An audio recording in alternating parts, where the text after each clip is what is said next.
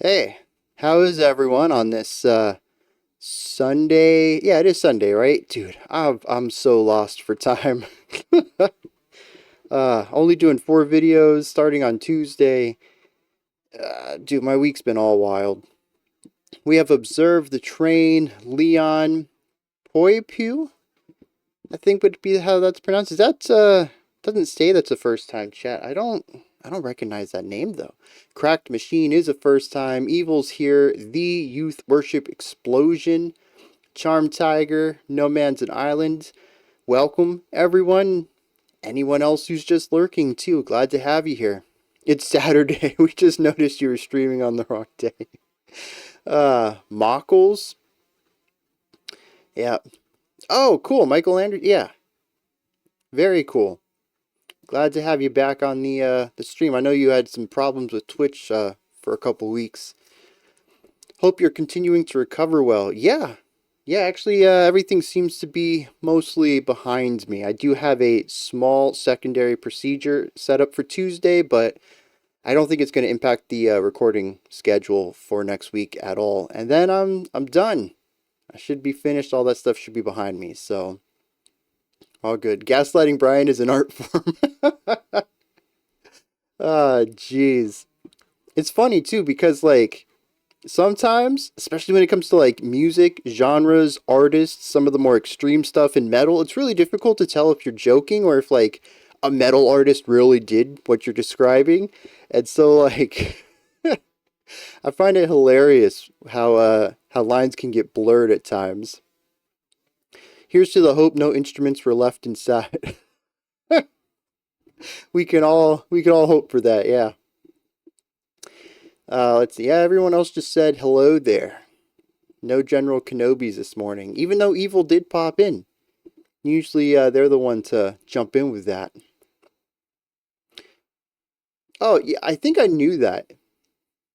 Thoughts that Mockles was your Twitch name. I don't know why I knew that though.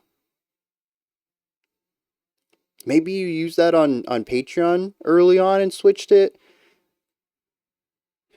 Maybe it was an early Twitch stream. I don't know. I always had your two online personas connected for some reason. How many kidneys did the surgery cost? Well, what's the price of a kidney? 2 kidneys are usually worth a spleen. Hey, Pear, welcome. So the format on the comments on the side seems to be a lot wider than you're used to, like it's double spaced. Maybe?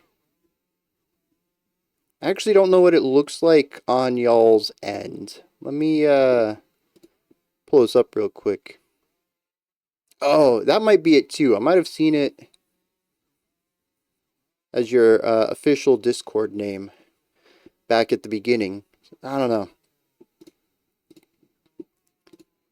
Alright.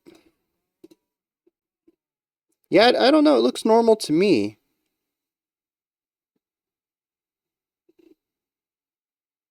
Might just be me. I also placed it under the video though too. I don't know how that shows up on mobile, but at least on desktop, just scroll down beneath the stream and apparently I have my goals posted.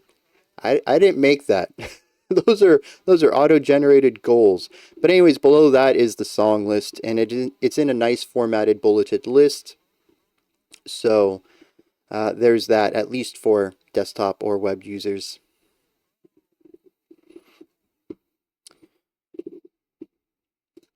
Still trying to figure out the best way to go about that. I'm thinking maybe if I could find some space around here, even just putting the next 3 tracks might help a little bit. It's good to have goals. Oh, man. I still got to figure out what I'm doing with all this Discord stuff. I've had so many other things on my mind. I'll learn it soon. I wager by the summer we're gonna have some cool interactive stuff going on with this stream. I know that's like, dude, that's 5 months away. Yeah, I want to give myself a little bit of padding on that. It's not a super high priority at this moment, but I do want to take advantage of everything Twitch offers. Alright, we have 12 songs today. The ocean track is the only one. The vocals are so much not in my taste that I can't listen to the song like the rest of the album now. Okay. The Ocean is it's a group that I'm not super keen on the vocals to begin with, so I'm a little scared about going into this now, which is what I was going to do right now. I was going to say we got 12 songs ahead of us. Let's get this rolling. We got The Ocean. Pleistocene. Pleistocene? Probably the second one. This one comes from Jason, just because it's been too long without the ocean. Alright.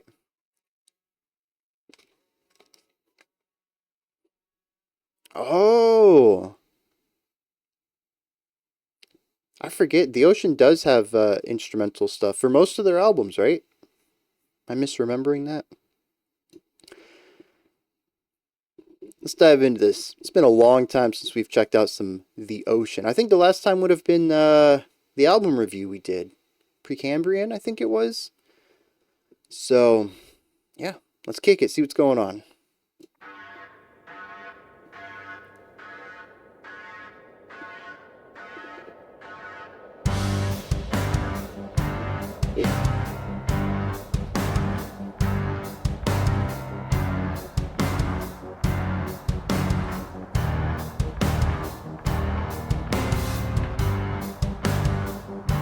Alright, but this is a cool opening. I can get behind this. Not sure how you feel about him. Oh!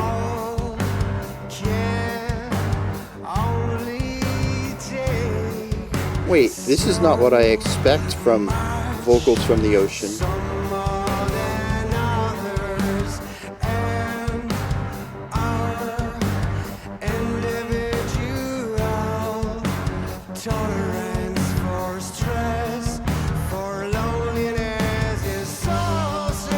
If only it stayed like, I kind of figured it was gonna ramp up.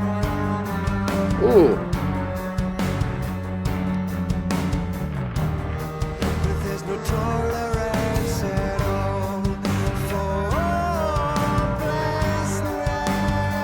Great atmosphere, slowly building on ideas. Not just layers, but also integrating new melodies or harmonies into it.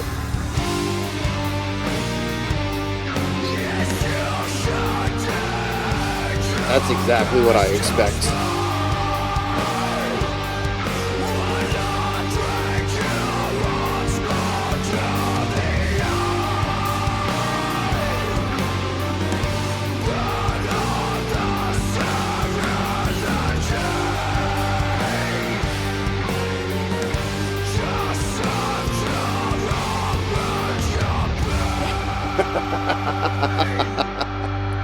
Legit?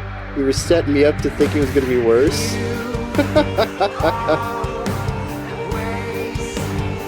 Never expect the expected or the Spanish Inquisition.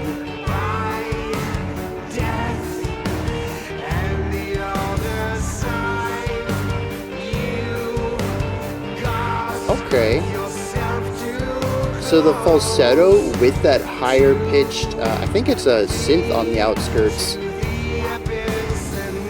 Really interesting supporting the core vocals here.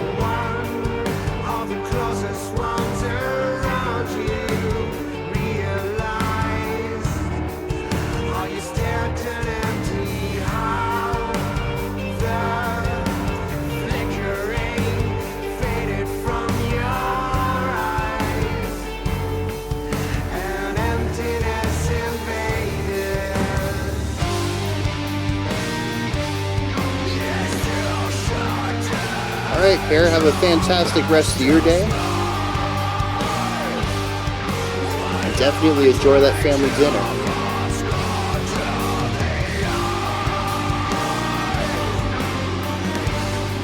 I've been trying to figure out this accent pattern.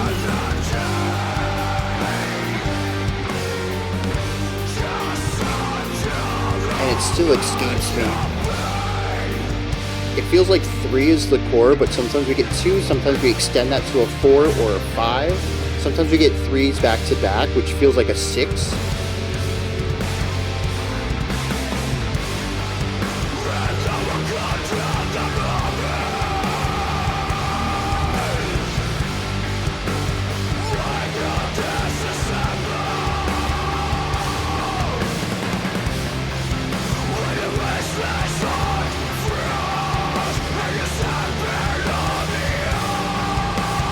What do they mean?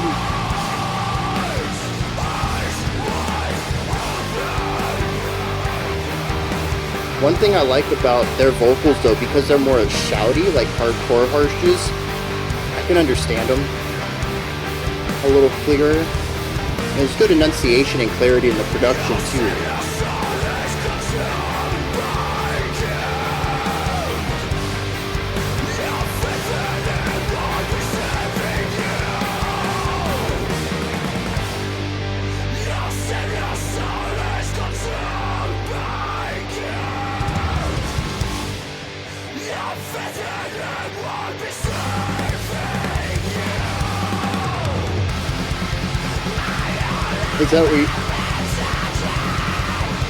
Is that what you heard? No take candle.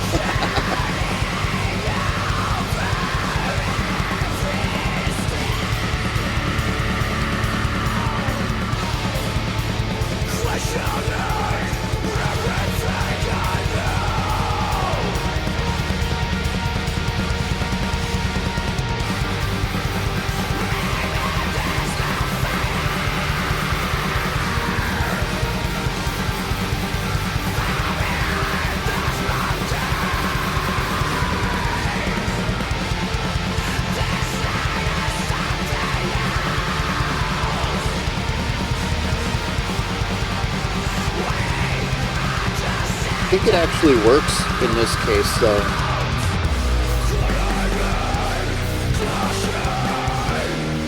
There was so much else. Yeah, the strings and the secondary vocals in the back that the drums had to get pushed back a little bit to make room.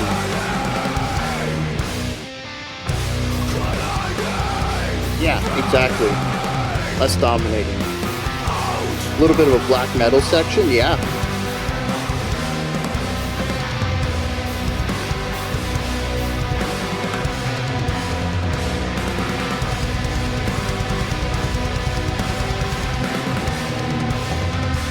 That drone.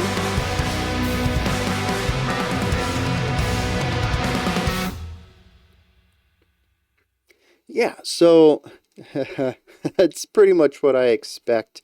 No, what? Why is autoplay on? Gross. That's what I expect from the ocean. Hard-hitting, heavy, atmospheric stuff. It's that post-metal idea, but with a little bit of expansion to that. That's the strings, the beautiful atmosphere, rather than the heavy, weighty atmosphere. Everything at the beginning of the song that was a bit more dexterous than towards the end, and pairing this lightness with all of the heavy that comes towards the. I don't remember them having cleans though. Maybe it's just that I remember the more extreme parts of the group. So that was a nice surprise. But yeah, other than that, I mean, this is what I expect from them. This is what I enjoyed heavily about that album that we checked out. But I think what really pulls it together for me is going to be the lyrics. What's the theme of this? Because was it Precambrian? Was that the album we did? Anyways, I mean, that album, musically, I don't think was my cup of tea. There's definitely some great parts to it, but on the whole, I mean, it's a lot of slow burn, heavy atmosphere kind of stuff. Not what I typically listen to, but the lyrics made everything click on that album, and I loved exploring that, and the depths, the multi-layered metaphors going on there.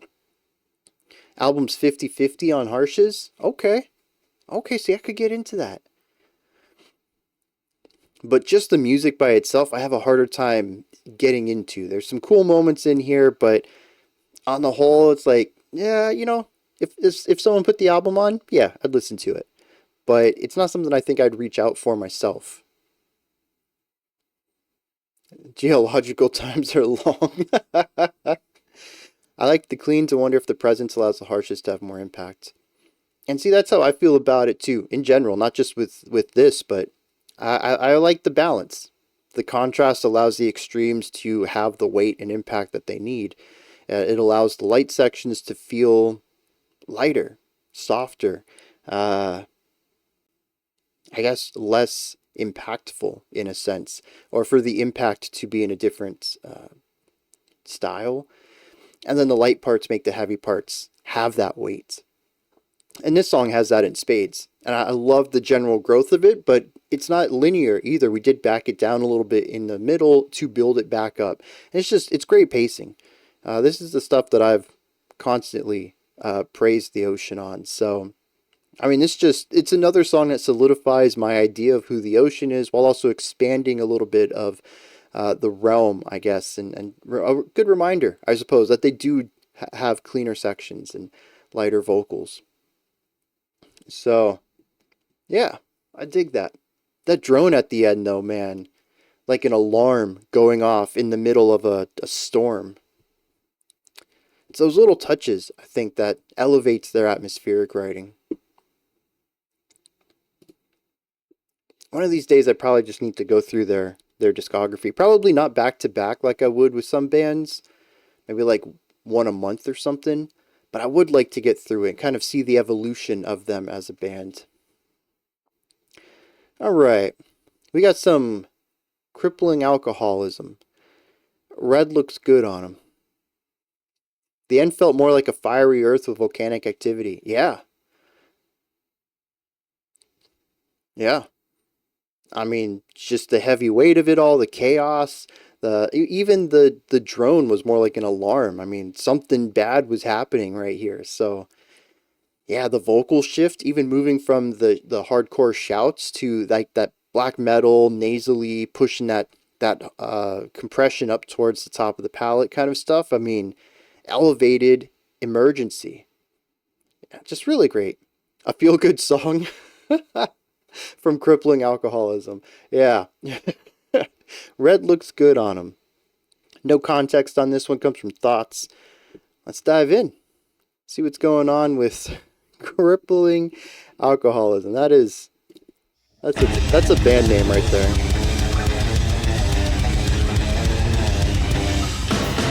Oh. Interesting detail there, Evil.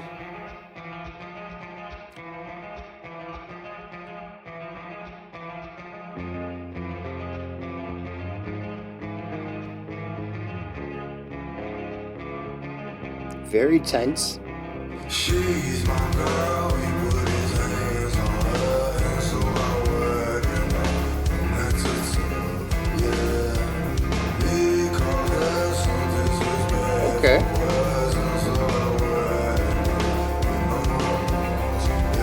Hey, Stringhead, welcome. Current as in the current 2 million years.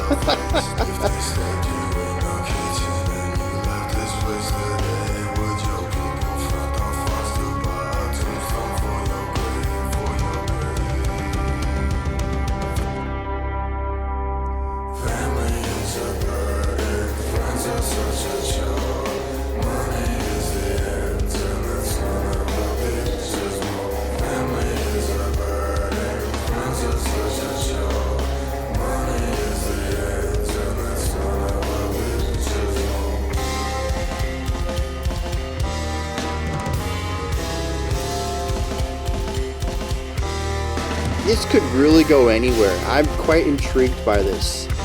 They're touching on a lot of little ideas and not really committing to anything yet other than this atmosphere. She's my world, he put his hands on her, and so I wet him up from head to toe. Yeah. He called her some disrespectful words, and so I wet him up with no remorse. On whatever genre, yeah. I'm still trying to. I don't think you can lock this down. Alt rock, indie alt rock would probably be like the home, but it takes inspiration from a lot of places.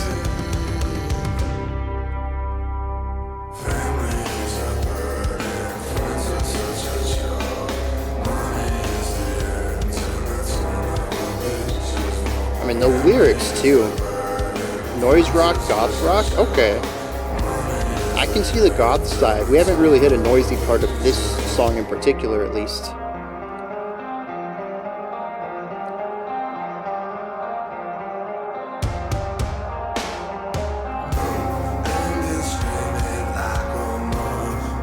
It's music.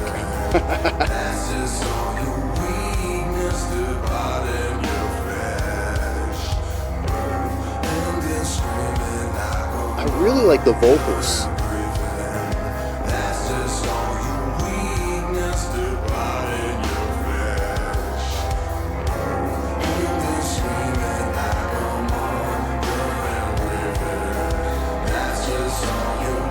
The drum, the vocal harmonies, the drums are clear, but everything else is so drenched in reverb and doubled up, and it's hazy, but the drums are singular. It's a great idea.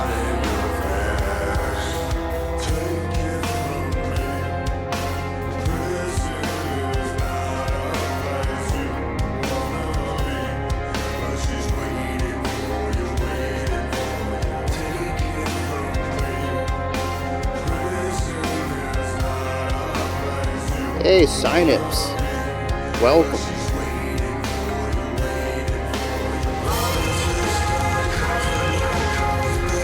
Okay, I gotta hear more of this.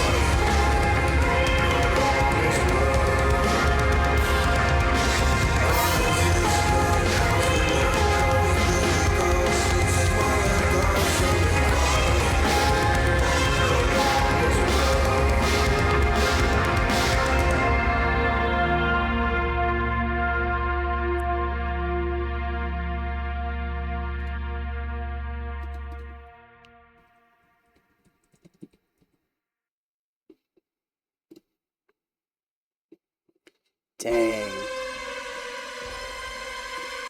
Oh, I gotta turn off. No, autoplay is off. What? Alright, YouTube, you've made an enemy today. Not a powerful one, but a moderately kind of powerful one. I don't know, you'll get a strongly worded email from me about this. Dude, that song was excellent, though. I immediately went to Spotify. They only have 8,000 monthly listeners. Dude, this is good, though. They need to be more well known. Looks like this was their 2024 album. Dropped February of last year. This is track 2 from it.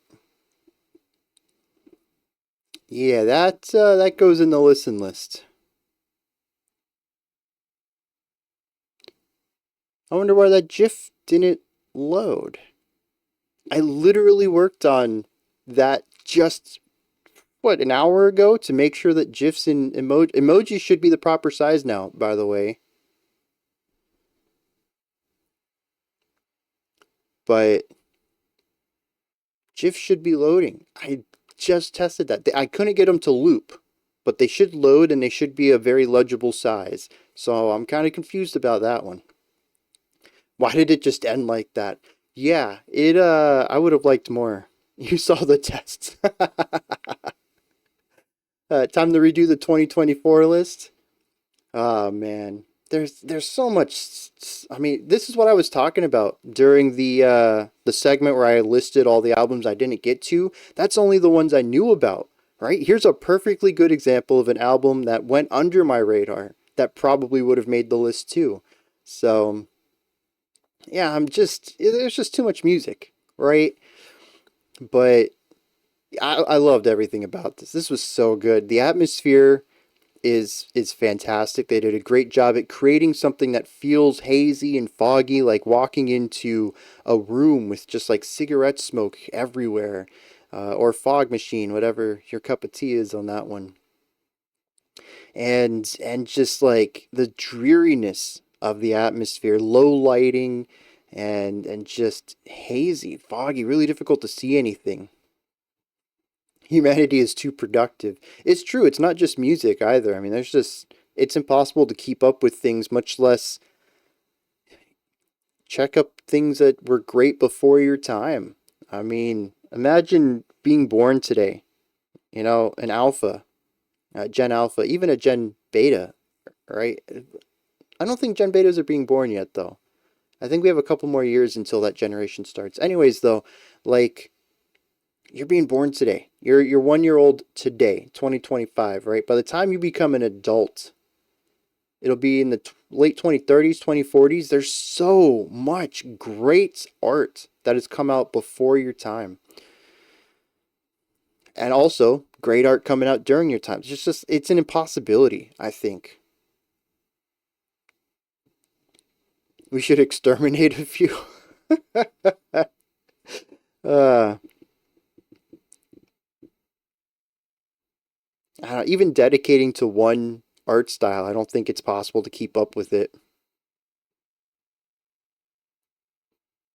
We found the Dalek. uh, but yeah, back to this track. The atmosphere is fantastic. I love how everything has a haziness to it, except the drums. They're this clear center. They're placed in the middle of the mix. They have a clarity and a definition to them that isn't present anywhere else. You get lost in all that haze. You can always find your way back to the middle of the maze. You might not get out, but at least there's something familiar about it all. And just taking this simple structure at the beginning, a single melodic instrument, the vocals, the drums, and then expanding that and pushing it and pulling it, dragging that tempo back, kicking it forward, adding more layers, but never really releasing that depressive weight that controls the entire song. It feels like fighting against something, but it's futile. You're not gonna escape this place. You can try as much as you like, but you won't. I think the lyrics lean into that as well. I only picked up the chorus, but he said something about friends being a waste of time and family just bringing you down. So he's just going to chase money because it's the only thing that makes sense. And just like, yeah, I mean, that's a very negative mindset, I think, to have, pushing your social connections to the side, which, I mean, psychologically, humans need social connection. Um, we have science to back that. And so it feels like a depressive song. Yo, calling out my pronunciations again. I don't understand how people could say escape. Escape. I don't know. It just feels too soft of a word. I'm escaping. You got to get that extra oomph, that punch at the beginning of that word. Although, you know what? I do think I call it the escape key when I'm talking about keyboards. So that is a circumstantial pronunciation. It's very simple. It's an SC, not a CS. uh, it does make me wonder where people Floridian accent. It's very common down here. Yeah, to say escape. I'm curious where it started though, right? I mean, most of the things that I pronounce differently or incorrectly, I didn't just do that. I didn't see the word and be like, "Oh, I'm just going to say it wrong." I heard that from somewhere else. It had to have originated somewhere. Now y'all got me curious about it. English pronunciation already makes little sense without you adding letters that aren't there. That's fair. That's fair. Florida man, dude, I am such a Florida man. I don't live dangerously much anymore, but I mean, dude, in my teen days, I was jumping into moving cars. I was surfing on cars. Uh, we just did all sorts of dumb stuff, man. Done learned it somewhere. Yeah, someone educated me on something. I learned it. Although I guess down here we would drop the ED and put a T. I done learnt it somewhere. That's the real southern side. But yeah. Anyone else having frame? Yeah. Okay, so here's a weird oddity. It looks like I've stabilized a little bit. I started off trying to connect to the software that handles this stuff over here. It was perfect. It was fine. Everything was good to go. So I was about to hit stream and I killed the VPN because I want to make sure I get that direct connection to Twitch. And then this stopped working. It told me it couldn't connect to it anymore. And the frames are escaping. And so I checked my window that I keep for my stuff. It's a little different visually, and it was telling me that it couldn't connect to the secure connection. It was forcing me to go to HTTP, but that's not a real connection to the software, and so it's just giving me a blank screen. So I had to reconnect to the VPN to get the chat stuff working, and so I'm streaming on VPN right now. It might be a little shaky, but it should be fine overall. Yeah, dude, not even kidding about that, right? I'm pretty sure I've talked about this before, but like American ISPs just do not want to give people upload bandwidth. So I think we have like 400 down, 500 down, something like that, and we have 30 up. Like, are you kidding me? And of course, I have to share that with everyone else in the house. So, yeah, it's just ridiculous. It really is. I'm not going to get onto that big rant. I can talk about American ISPs all day. I hate them. But yeah, back to crippling alcoholism. That was fantastic. I got to check out more of that. That's some good stuff right there. We got some Fishbone here. I've been intrigued about this ever since I read the comment come in a while back. What makes me me? The link is to some bootleg of their live performance of this song on SNL. I think the band was way more influential than their reputation today. In '91, when the album and performance were released, they were contemporary with early Faith No More and Red Hot Chili Peppers, but with so much more of the funk in their punk and metal.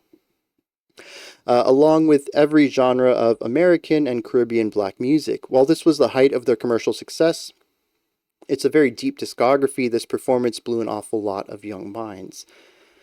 I'm intrigued about this. Brothers New House is 2 down, 3 up. Dude, I'm jealous of that. Oh, pretty much the same where you are too, Terranekla. That's interesting. I don't know where that is. But I always hear about like Asian countries, especially European countries. Usually the up and down are the same, and it's usually for a fraction of the price that Americans pay. And it's always weird to hear that. Fishbone changed how I looked at music. Interesting. See, now I'm really wanting to get into this. 600 up and down, and that's minimum. See what I'm talking about? I'm pretty sure that the 430 that we're on, or 530, whatever it is, it's not the lowest tier. I'm pretty sure 110 is probably going to be the lowest tier that we could have access to. But it wouldn't surprise me if there's still some packages below that. I don't know. The band members had kidnapped another band member to keep him away from a cult. I mean, on the one hand, kidnapping. On the other hand, you're keeping a friend out of a cult, man. I want to give props for that. Germany is the exception. Okay. In Europe. Alright. Let's get into some Fishbone. Synapse and I can explore this. A few of the others. I already love them. So I'm excited. Let's dive in, see what's going on with the song. Sunless Saturday. I guess it's a good thing that today is Sunday. Ladies and gentlemen, put your hands together for Fishbone.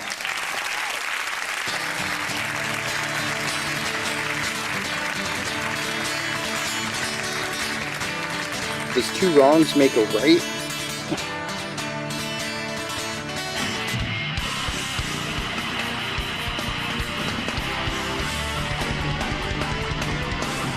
Ooh, dude, that run up.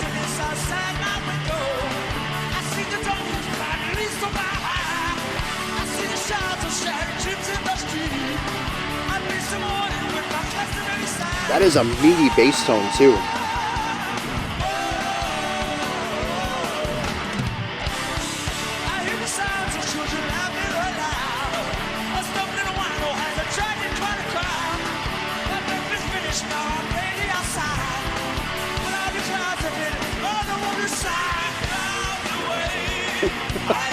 I'm not going to say explore.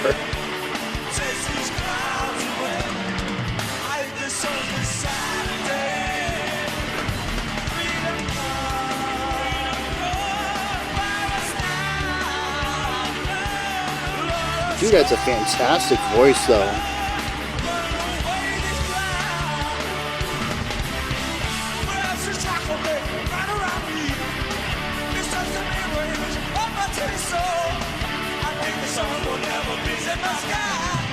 Until the truth is seen by each and every eye.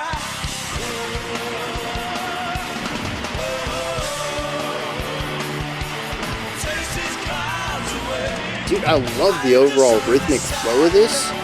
It's so groovy. I mean, and that's completely ignoring the absolutely funky bass work. I'm just talking about the accent points and like the vocals, how they work around the drums.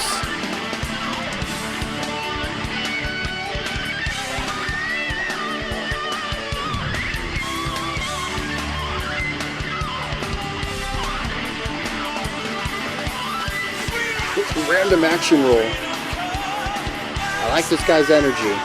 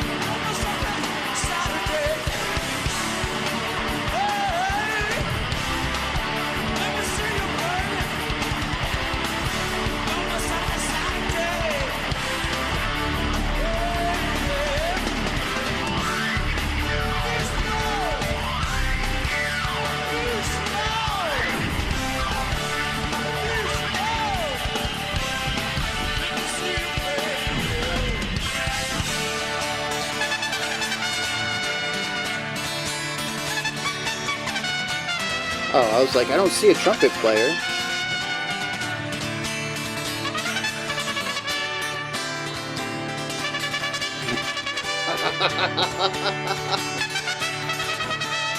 Oh, man.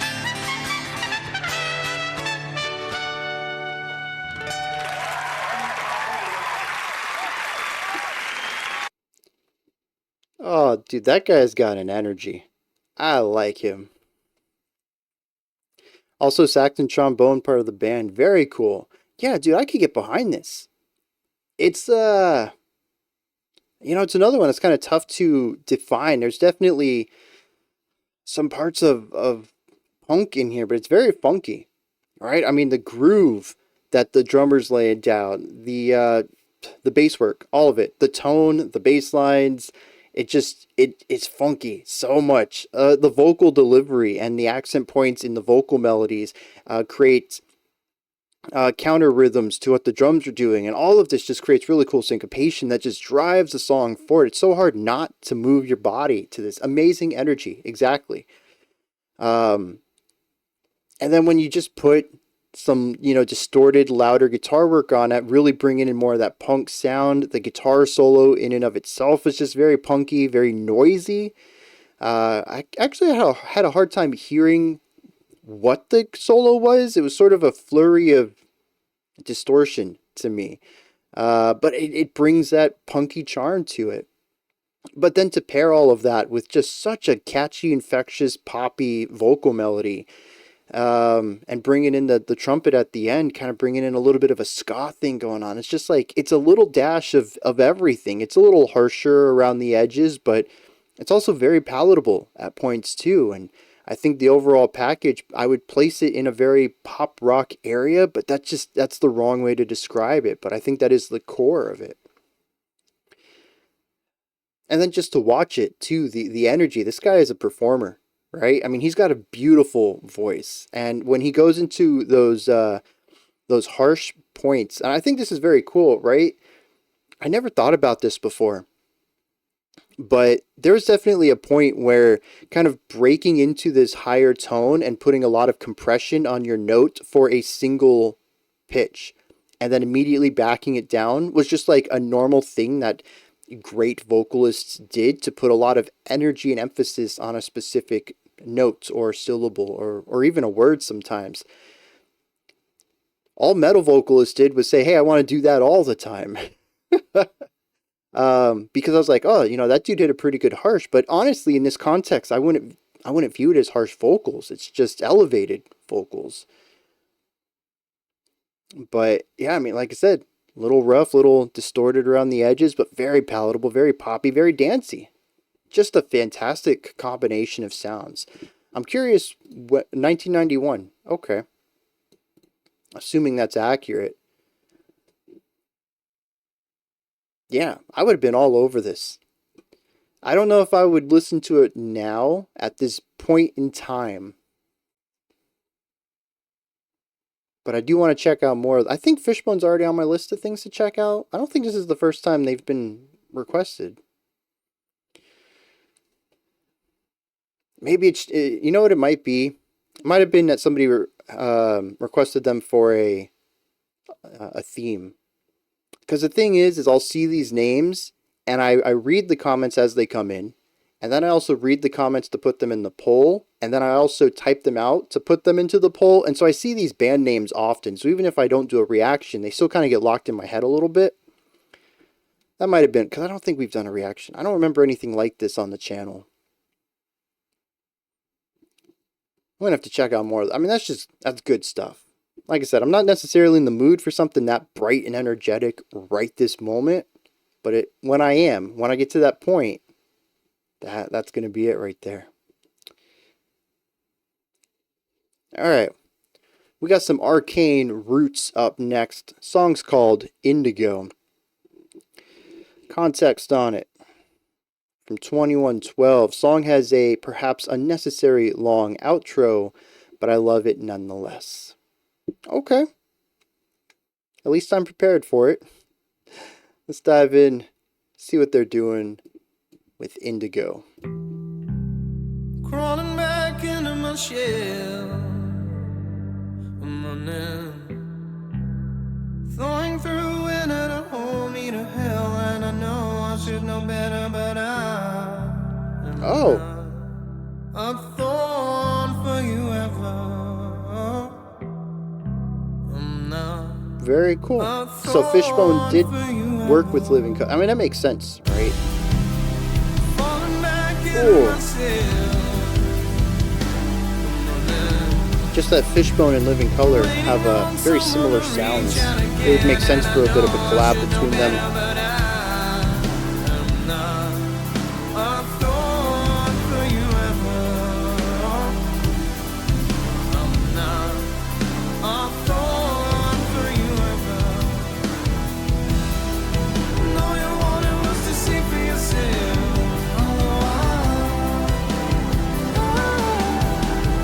Thoughts on the vocal? I like the vocal production, but it's very modern.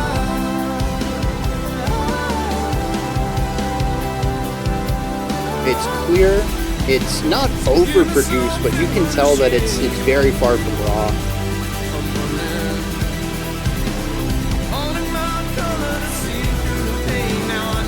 And those big stacks right there, I'm a huge fan of that.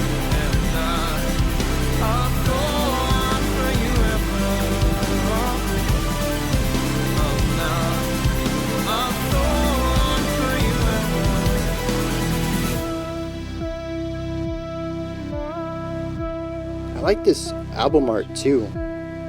They just took a picture of some mountain type thing, just a raised part of Earth, and they put some lines behind it and some geographic, or sorry, some what is that called? Geometric shape. Simple idea, very effective though, I think.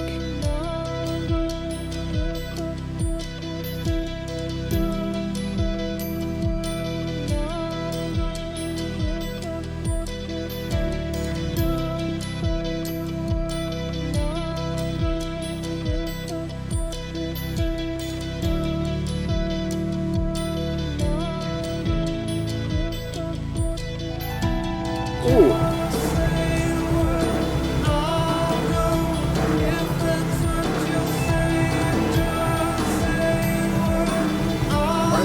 I'm pretty 50-50 on this. I love the more melodic elements, but it pairs it with some noisier ideas that I'm not too keen on.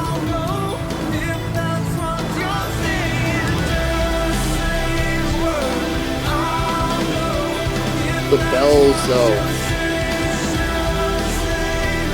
Everything else has a warmth to it. And the bells just cut through with this metallic coldness that just elevates everything.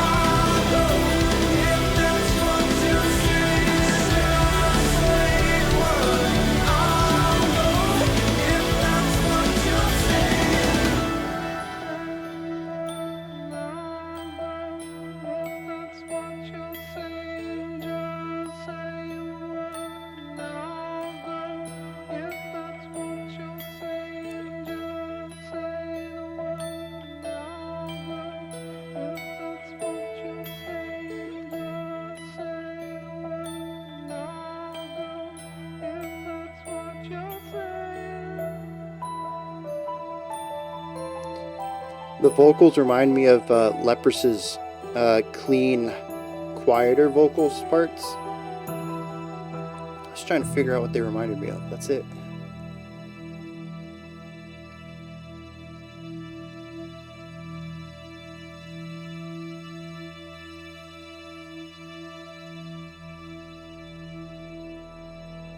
I don't think they're coming. Oh, maybe. We have another rising tone.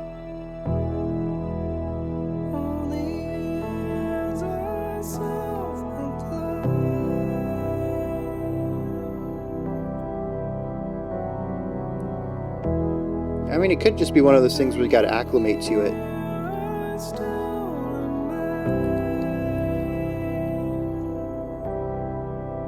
Especially when we have songs back to back, like we do here, it's sometimes a bit jarring to jump between production styles.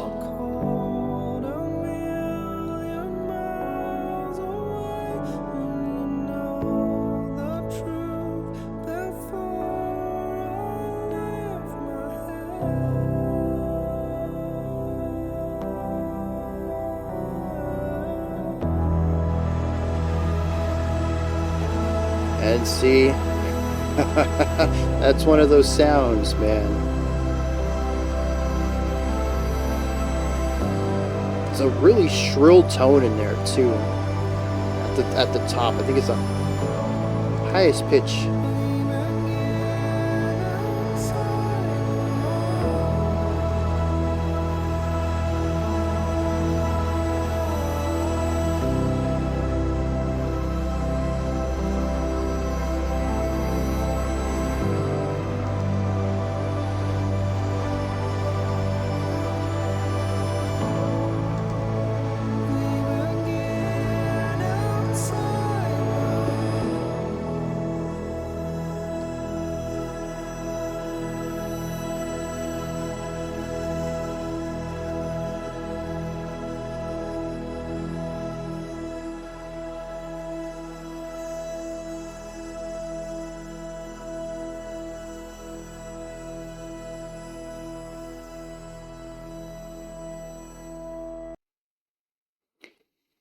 So I didn't think the ending dragged on.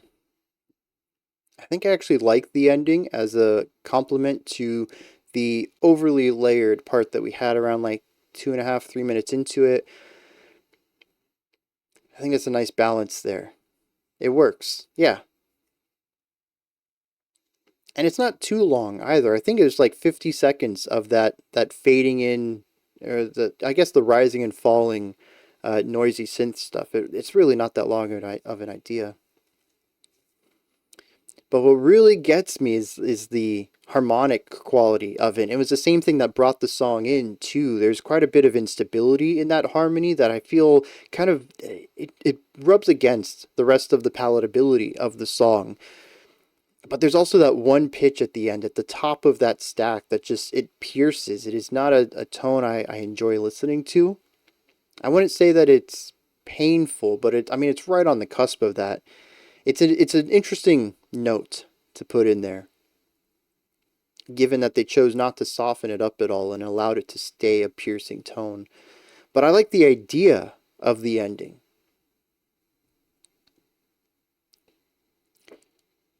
But man, the thing is, like, for me, the peak of it is that middle part. All the layers coming together, the wonderful drumming, the bells, the piano, the vocal line, the harmony, just everything. It's just a beautiful moment. And I love how the song builds into that too. I'm not necessarily I didn't like every part of the build up, but it worked. And it delivered that point in the middle just so well. Thought it was a great mix of dissonance and melody. It is. It is. I'm not a fan of dissonance too often. That atonal, I think that's right too. The more I think about that final tone, the final chord, yeah, I think it is atonal. There's no like main chord there going on. The detuned synths, and see, that's the part where they're gonna lose me personally. Is it a nice touch? Yeah, I think so. It's a cool counter to everything else that's going on, but I don't really enjoy it. It's one of those things that I appreciate from an artistic perspective, but casually, they lost me on that. We came into the track and I was like, oh, this is going to be one of those.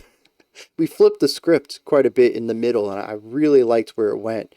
But the opening and outro, they were not my cup of tea. But I could see how people enjoy it too, and it does create a nice balance between everything. All right, I'm going to pull that one down. I'm going to check out more of them just because I want more of what happened in the middle. And I understand that you got to build up from something to get there. So I'll go in with an open mind. Dissonance and atonality work best when combined with more standard melodic structures. Yeah, 100%. You know, I mean, just like, and I bring this up so much, but measured ideas, moderation. If you want me to listen to something extreme, atonal, microtonality, dissonance, you got to pair it with something else, whether that's just jumping back and forth between two ideas or trying to combine dissonance and consonance. That's how you're going to get me on board. So I appreciate what they're doing here. Segments that could have been featured on a space sci-fi type scene. Yeah, dude, and a lot of that comes down to the production too. They have some really interesting sounds that they're getting in here on the electronic side of things. The whole album's great. That's good to hear because I tossed it in my list. It's a masterclass in transformative drum patterns. Yeah. See, I'm looking forward to that too. The drummer here killed it. Starting off rather simple and then building into more complex ideas, kind of bringing in a little bit of a melodic style to it. King Gizzard's Flying Microtonal Banana does a great job in making microtones palatable. I'll have to give that a shot because I think to date I've only found one artist who can make microtones palatable. And y'all have given me a lot of well, not really a lot. Mercury Tree is the only band I can think of that had a microtonal focus as like a core part of their musical identity. I think that's the only one I can think of right now.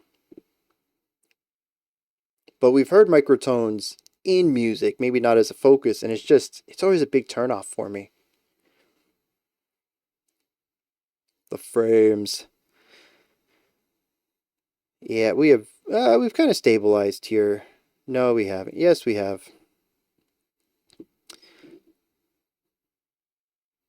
But anyways, that artist was Zaya Arrows, and I'm pretty sure it's still on the front page of the channel.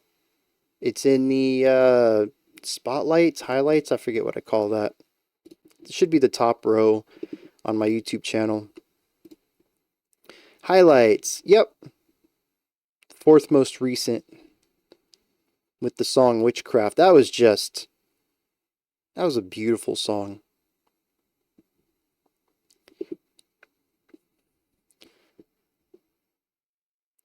Are the songs that were originally scheduled for today's live stream on Patreon going to be next week? Yeah, there's 4 left over for next week, or that were supposed to be for today. They're going to kick off next week's. And we're going to do 12 next week as well. And then 12 on the 9th. And then we'll be caught up. We'll be back to our 10 song per Sunday schedule. And I apologize if that put anyone's request on a day that doesn't work. If it did, let me know. I tried to still keep all of these on days that people requested to have their songs. Because I know some people can't make certain days. But I think everybody's still good. But if those 4 people who are left, I don't know how to check that at the moment. Anyways, if one of your requests was supposed to be today and it's going to wind up next Sunday and that doesn't work, let me know and I'll push it to another Sunday. Alright, next up, we got some SOCIO.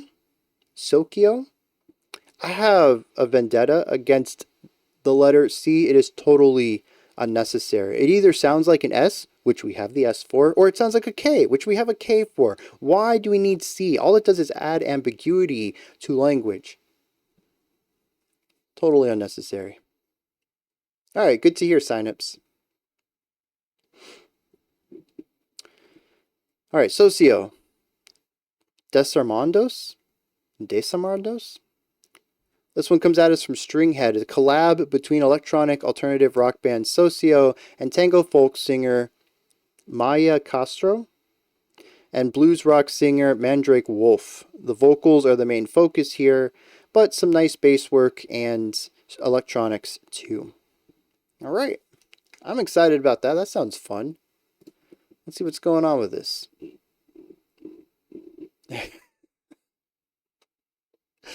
Okay, so I suppose that's fair. Some words would look strange, but they would only look strange because we're used to seeing them with a C. If the C had never been invented and we just used S's and K's, these words would have looked fine. Alright, let's see what's going on with SOCIO.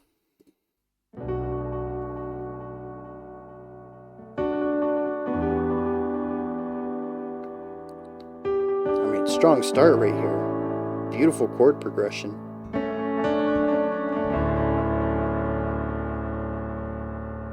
No pienso llamarte ni hacerte creer. No pienses buscarme y hacerme entender. No vengas ahora diciendo que soy el fin de tus viajes, el puerto mejor. Por Dios te lo pido, yo sé que fallé, que te he malherido y hasta te negué, pero te he querido aunque no muy bien. El miedo es más fuerte, no tengo la fe. Te vas de mí, termina aquí. Ooh, channel. Lo que fue pasión. Okay, you might have something there.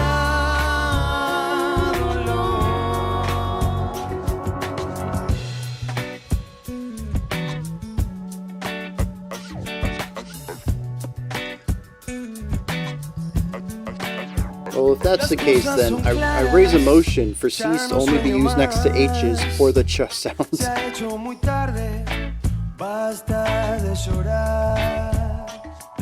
English had more letters up until the printing press? Why didn't I know this?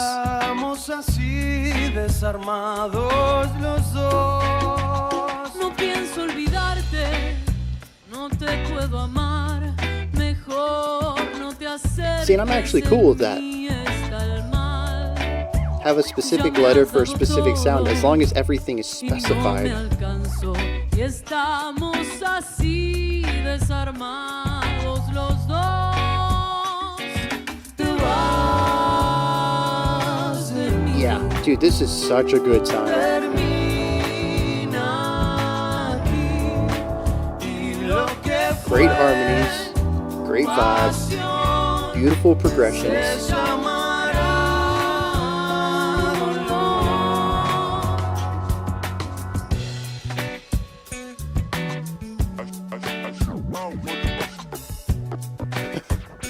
I wasn't expecting samples and scratching. Por el sueño también es real, siempre de improviso, a veces no está. I'll have to check that link out later because I'm intrigued. Son ganas no más de no estar tan solo, de no estar tan mal. Te vas de mí, termina aquí, fue pasión. Hoy es dolor, y lo que fue pasión, se llama. Dude, that bass work.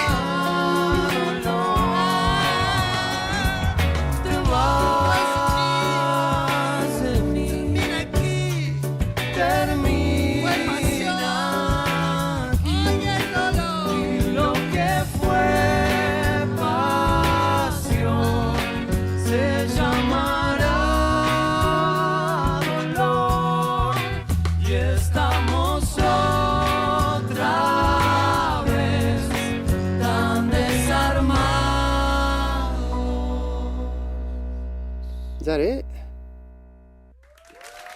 Oh man. I mean, I know it's mostly just one idea there.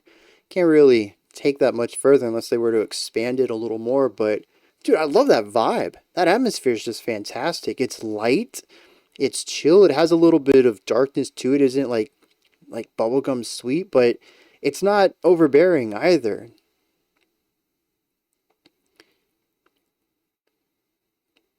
Yeah, that would be my... Oh, you know what's interesting, though?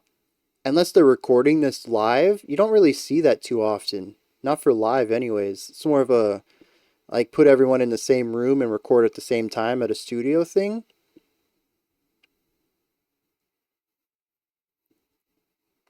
I'm trying to think of how many live bands I've seen with the plexiglass around the drum. I don't think I've ever seen that live.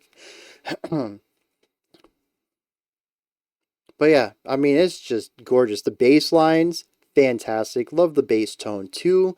The chord progressions on the keyboard and the guitar sound great. And the harmonies, man.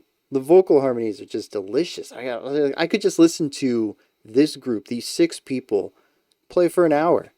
And the time's just going to fly by. It really is. Especially if they just keep playing stuff like this. A habit of offending the crowd. This is for my protection for people who throw tomatoes and shoes and stuff. But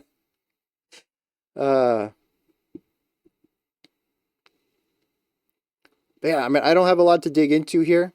It's beautiful, simple-ish music, not a lot of layers, not a lot of complexity. Harmonically, I think there's a little bit more depth, but I mean, still, it's one of those simple and yet effective tracks. They mix live performances? Okay, yeah. Then that makes sense to stop the other instruments from bleeding, or the drums bleeding out. I actually don't know which way that is. I guess it would be the drums bleeding out into other people's mics, because drums can be loud.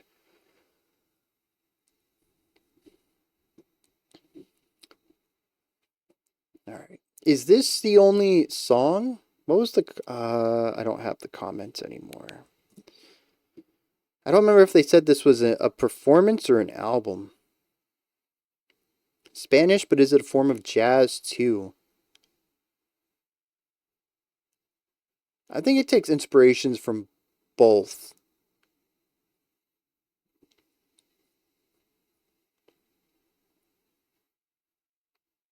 Yeah, I don't think I would classify this as jazz. There's jazzy elements to it.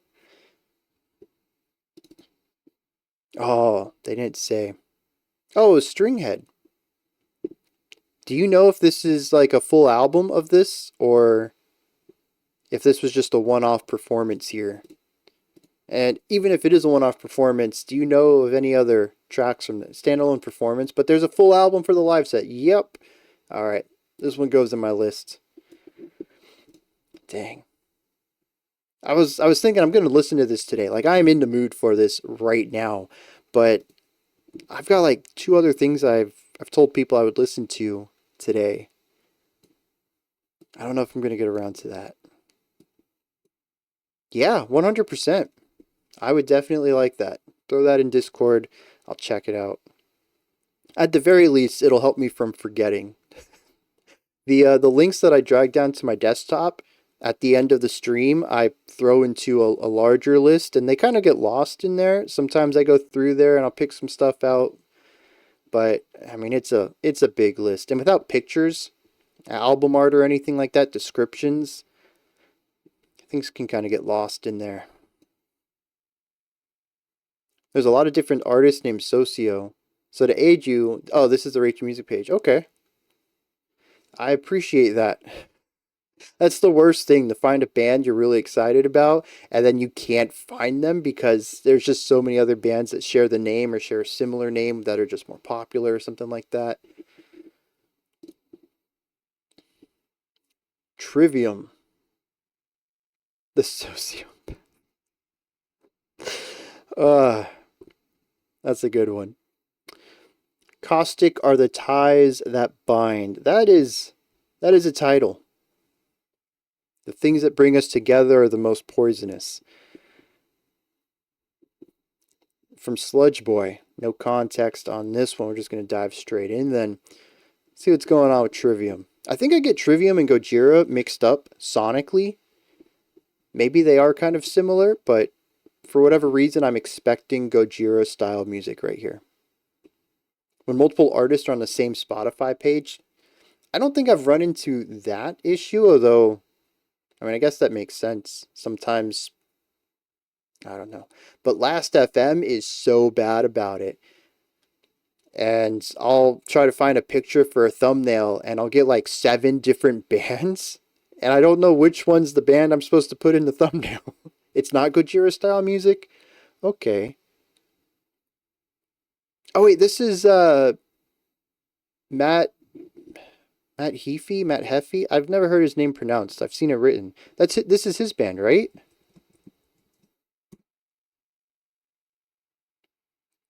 Oh, on the new music feed. Okay.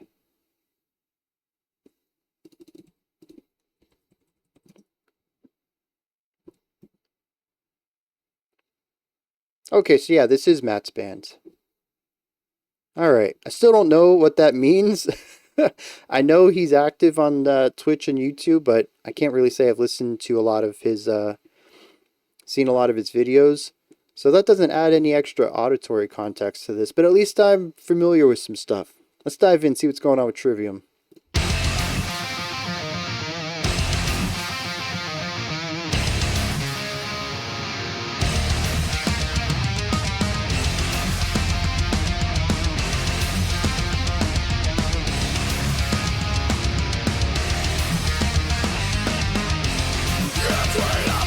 Oh yeah, I forgot about Ibaraki. We did do a track or two off that.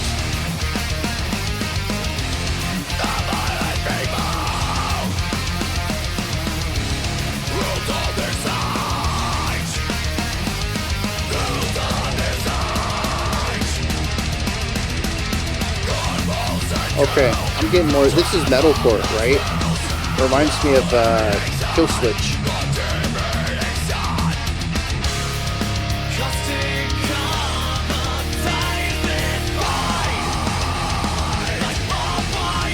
Pull it back again. Yeah. Okay.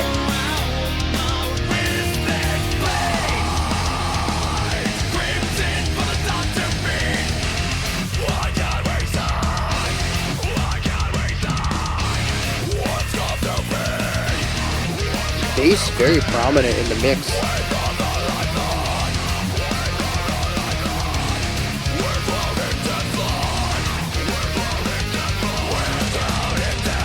I like the bouncing around of the vocals. That rising chord in the guitars right before this was cool.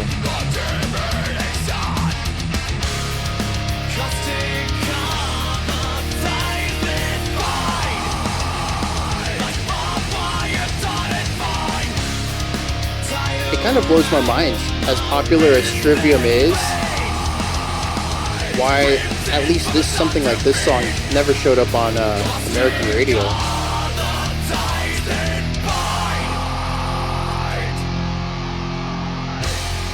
maybe they're a little heavier than I would expect. Killswitch had airtime too, and they had lots of harshes.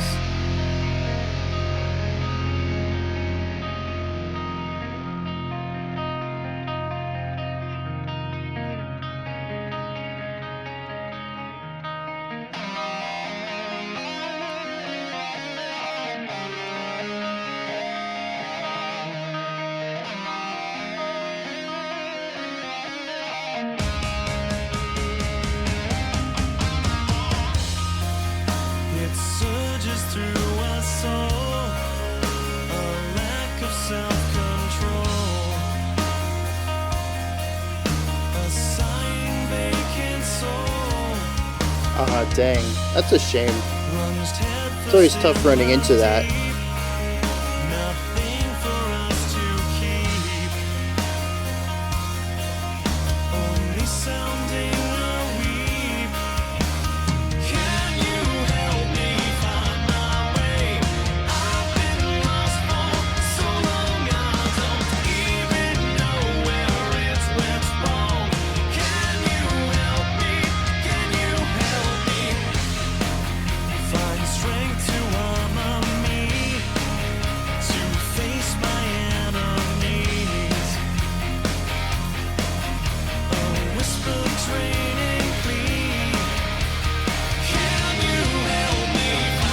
Very different ending to this song than I expected, given everything else.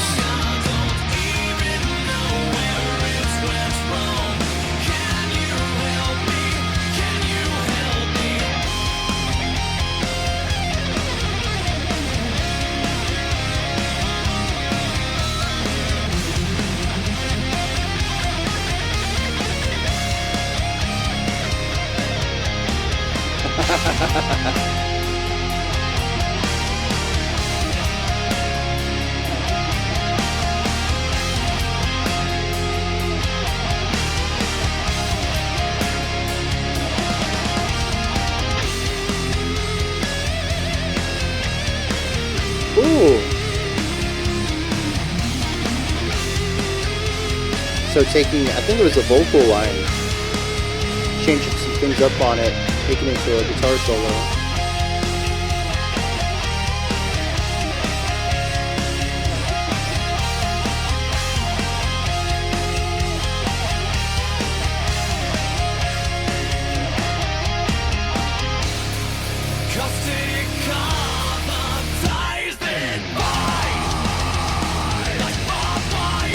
Very harsh movement back into this.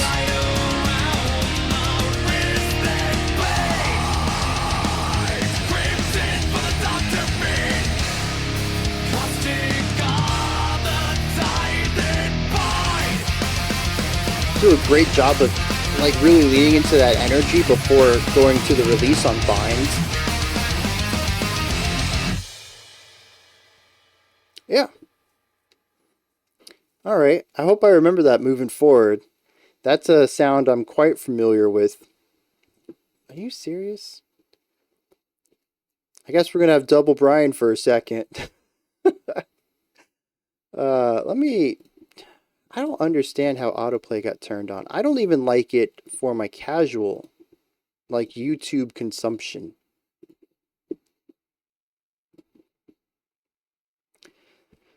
See, it's kind of how I feel about it. When did that come out, though? I think it's going to shed a little bit of insight on this.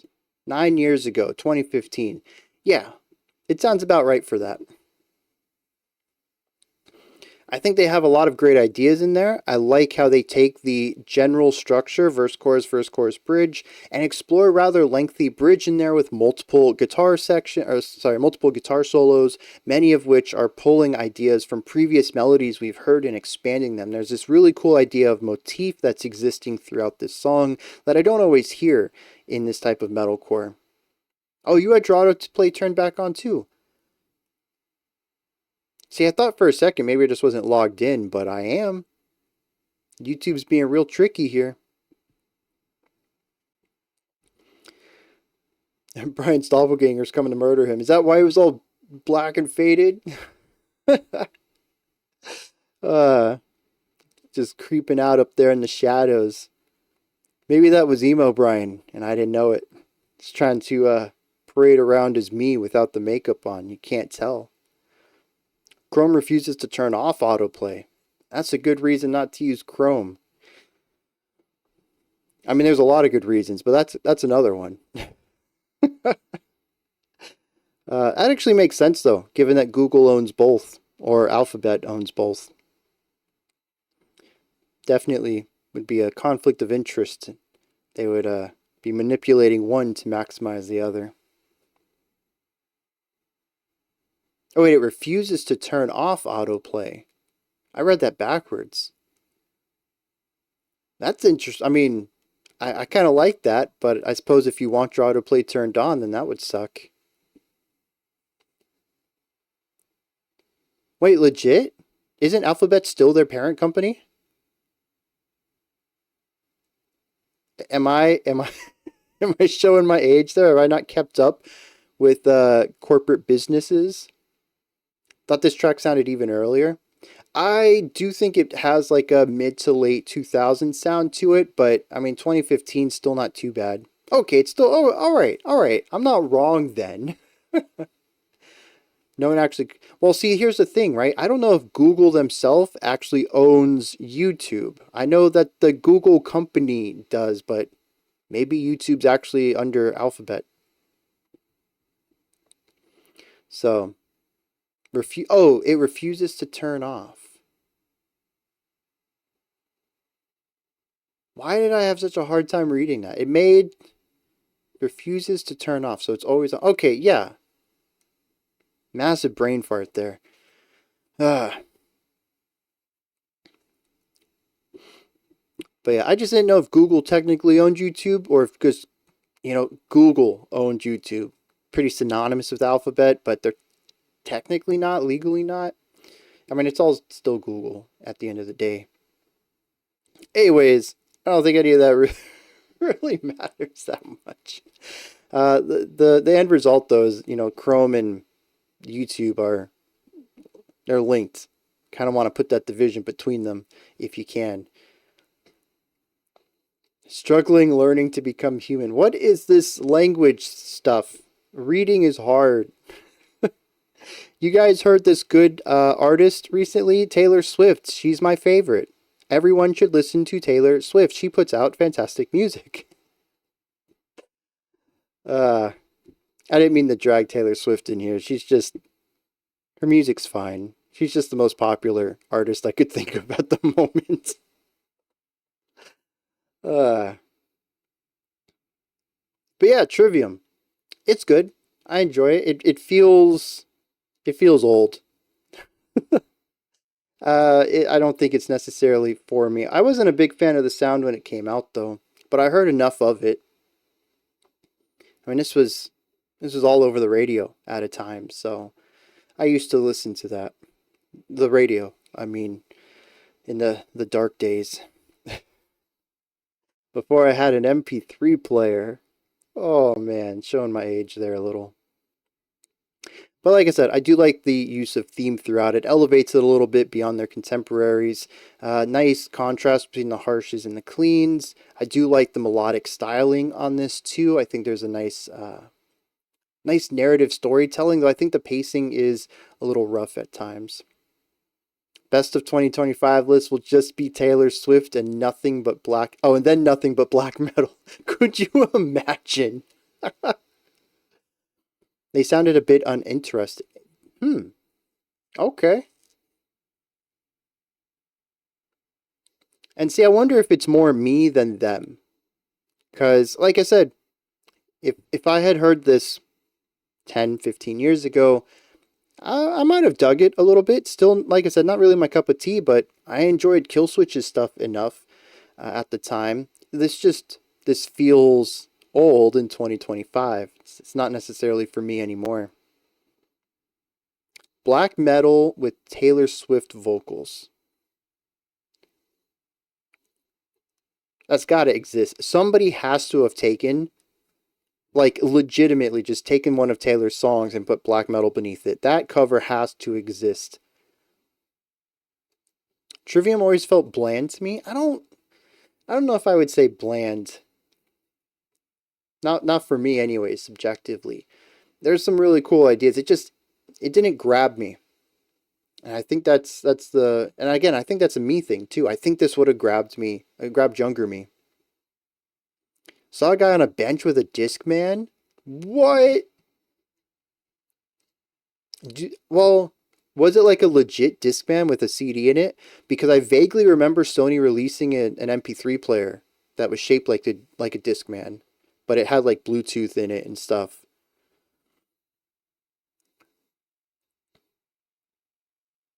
Overcompressed. Interesting. I didn't get that. Earlier Trivium hitting harder. Now I'm kind of interested. I might go check out Ascendancy later on. Yeah, see, I knew Taylor Swift black metal was a thing. I knew it. It had to be out there somewhere. Oh, he had cabled headphones. Okay, maybe he was legit listening to CDs. Well, to each their own, I suppose. If you got a CD collection, you might as well use it. Even if it makes you look like a time traveler from the past.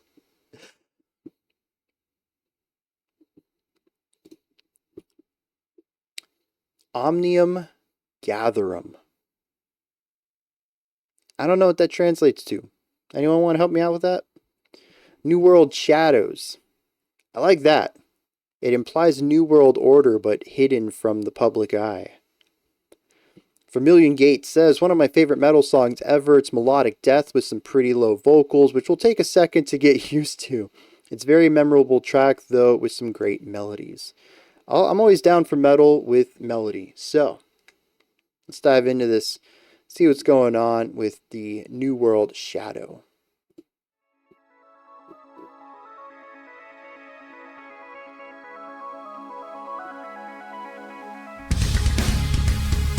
Okay, that was a very different opening.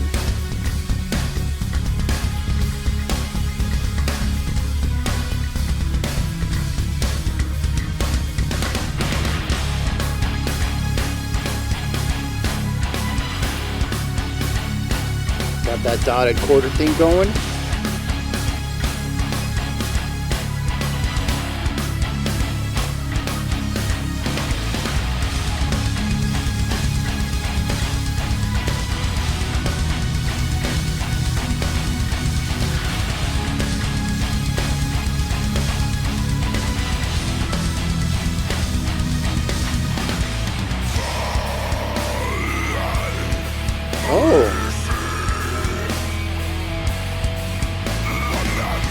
Melodic, sure, but almost gothic.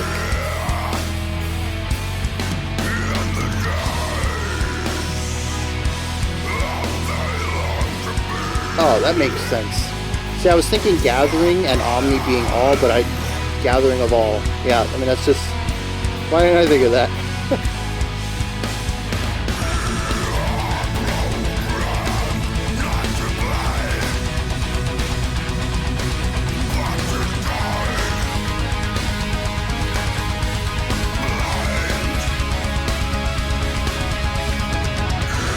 I like dog Latin as a description for that. Like a parallel to pig Latin.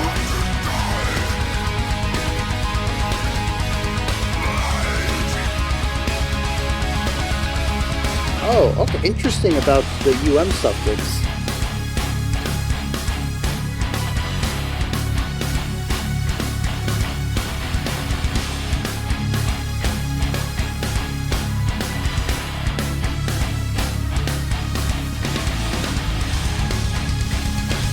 I think what stands out to me a bit right here is the mix of it all. I don't know how to describe it.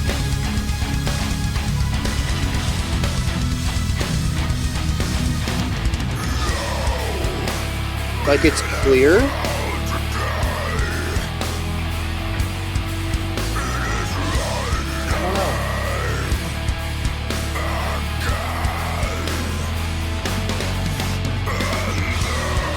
The guitar melody here feels so disjointed from everything else. It's just like this moment of beauty against this like earthly growl.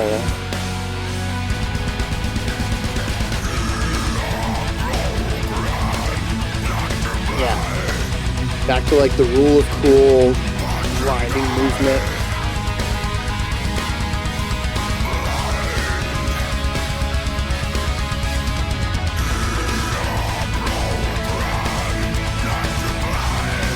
See, I think this is cool because we have the synth strings in the background giving us that beautiful elevation from the verse, with the guitars giving us that driving really cool stuff. And it brings the two halves together.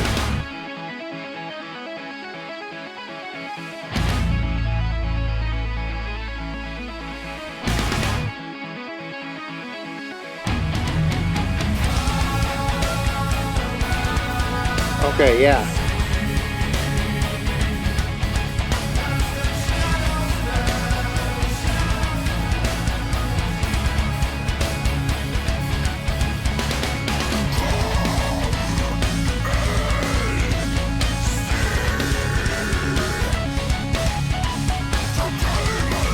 I don't know that I've heard anything like this. Like, this line feels like it wants to be an electronic song. But then this is like symphonic metal.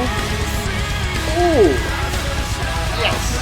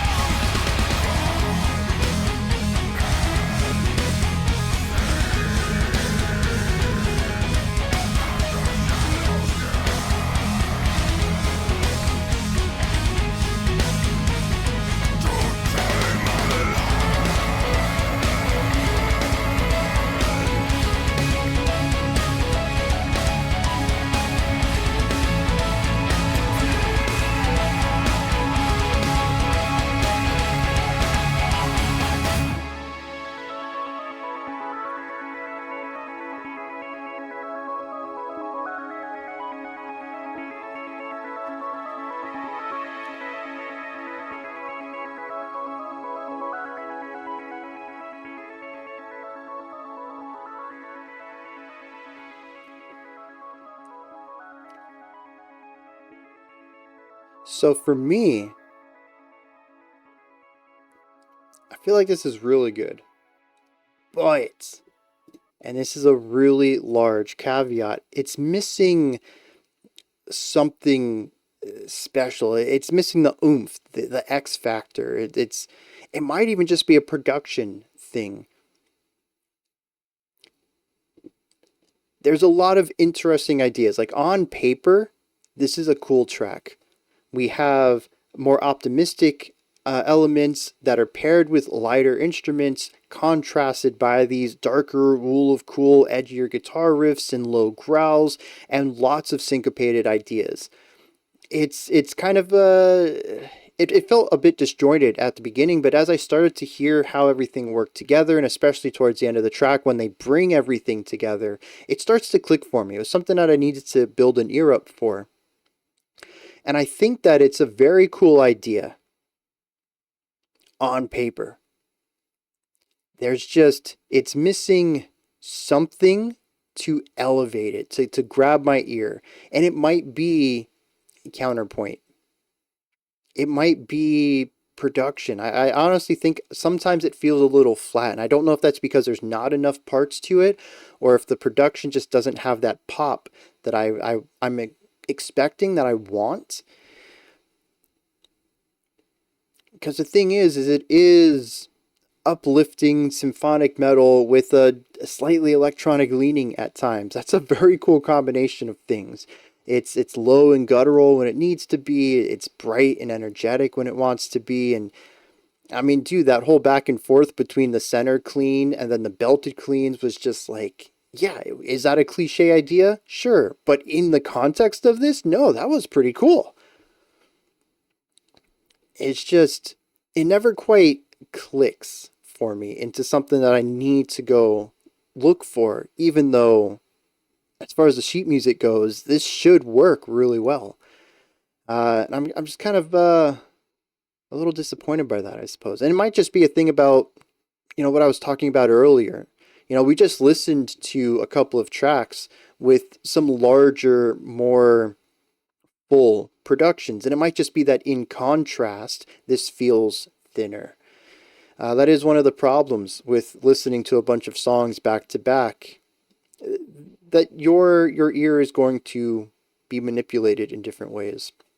That may not be the best for each song. The production's a bit dated. Yeah, I mean, it actually doesn't feel that too off from Trivium's production, which I also felt needed just a little bit of oomph too. So, I mean, maybe that's just it right there. The name put me off a bit initially as it sounds pretentious, but I like what I heard. The guitar part during the verses was beautiful, I agree. There's a lot of really nice ideas in here. It just... I think the packaging could just use a little bit of paint. Not a lot, just something. Is this is new though? I mean, this is old. Yeah, 2010. It's great to start on what they can build. Did they ever make anything after this? Some pizzazz. Yep. For a second, I thought it said pizza, and then I realized I'm just really hungry. Anything's better with pizza, including music. All right, we got some Katatonia coming up next with a K, which makes me know what sound to make for it. Although, in English, catatonic, it's a C, isn't it? I think it is. They still put out albums, production has improved, but many people consider this some of their best written. Dude, I know that. I know that so well. I mean, even just this week, we checked out a track from Human Abstract's Midheaven album, and I'll be the first to admit the production on that is not great, but I just love the music so much. And so, this might be one of those times when I'm like, I'd really like a remaster of this. I'd like to hear you to change up some of the production stuff a little bit. Keep everything the same, just produce it differently. More modern. But yeah, there's definitely a few bands I have where I enjoy their older works, even though it's a bit rougher around the edges.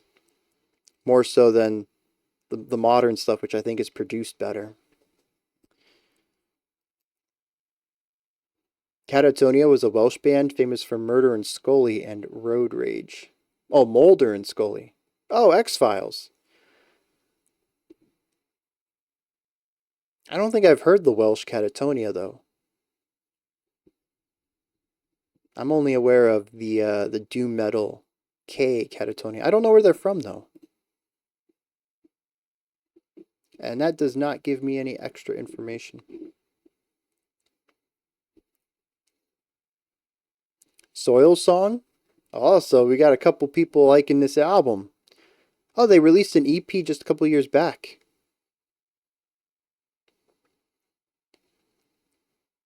I had to clarify not the Welsh band since I got into these. Swedish, okay.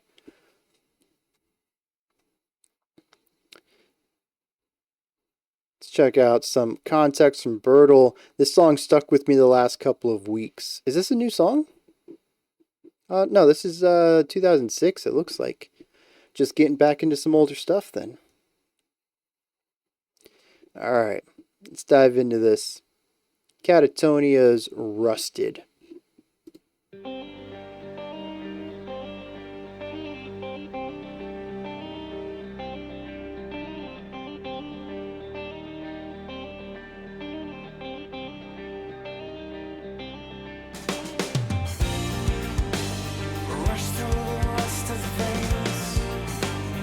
I feel like Agerfeld is just a friend with everybody in the metal scene. His name pops up so often.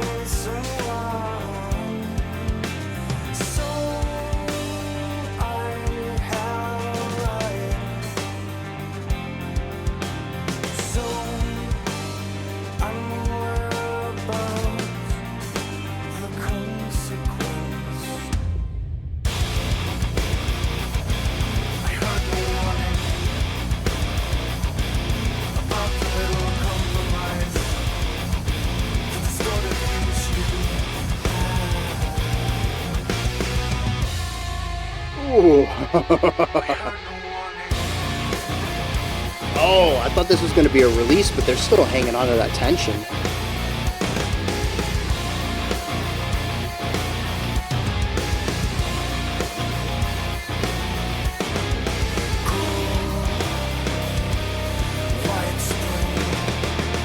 Elementary school got into this? Wow. I can't imagine elementary school me getting into anything like this.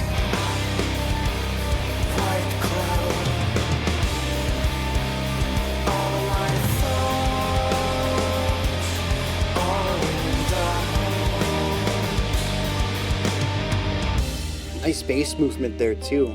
Bass hasn't played a prominent role, but at the end of phrases, a little bit of movement to help transition back. Oh, the ghost notes.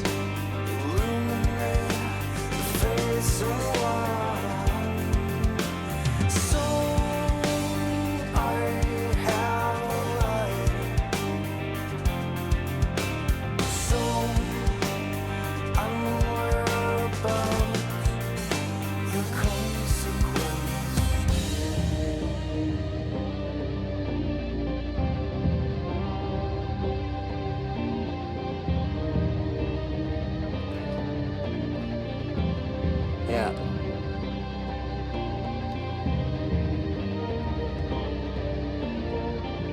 This is something I think Katatonia has always done well in the limited amount of times I've heard them. Is build up and bringing down of ideas.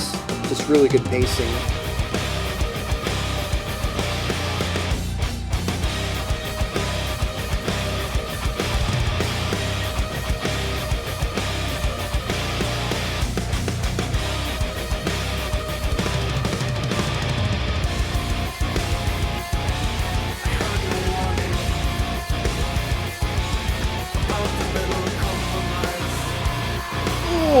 Oh, the beat shifts.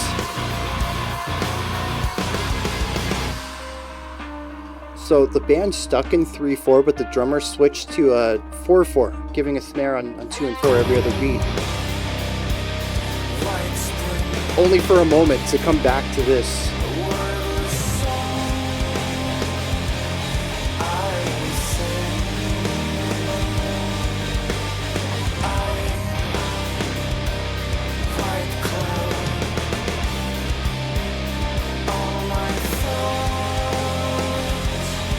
Is this whole album like this?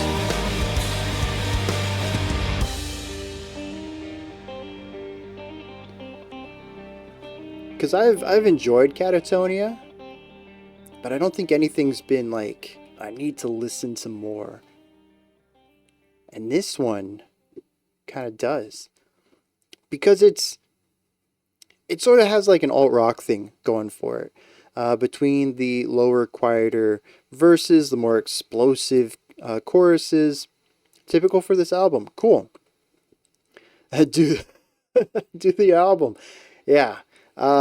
Just nice balance between that. The vocals are always clean and clear with consonant harmony, even if the song is going for something a bit tenser or dissonant.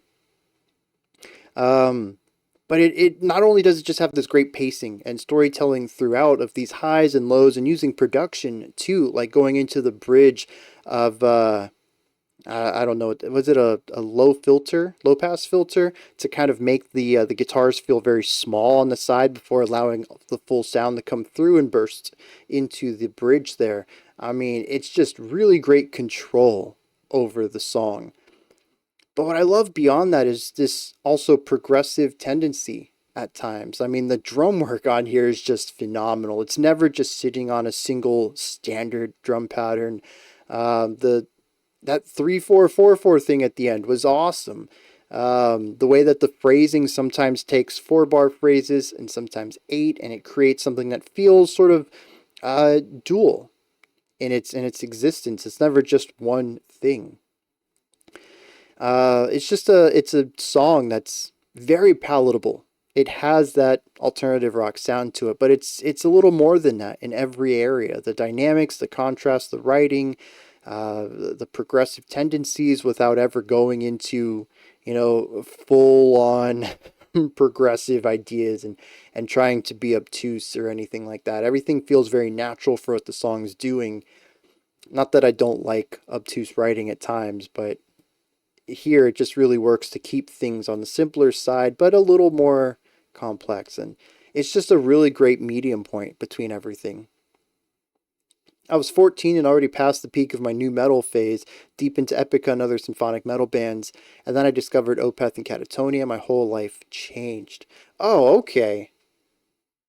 You said elementary, and I'm picturing like a 5, 6, 7-year-old. Maybe elementary is different in different regions or cultures.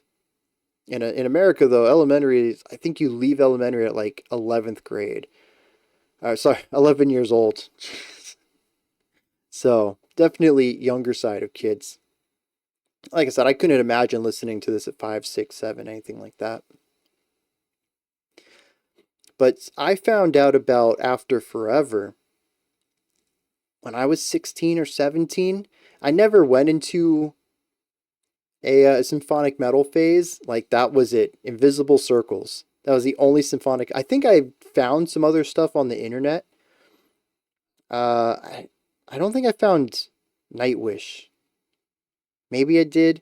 And none of it clicked with me, though. I was like, yeah, we got the operatic singing, we got the expanded instrumentation, the progressive writing, but it's just like, it wasn't Invisible Circles. Something about that album clicked with me. And it wasn't the genre. It was the album, which has been pretty, have you heard Spires? 7 Spires? Is this an album, Spires? Elementary is 9 years where I live. Secondary high school is 4. Okay, so yeah. That would be about middle school then for us.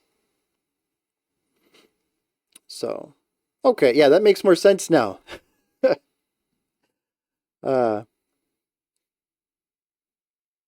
yeah, that's been my experience throughout all of my music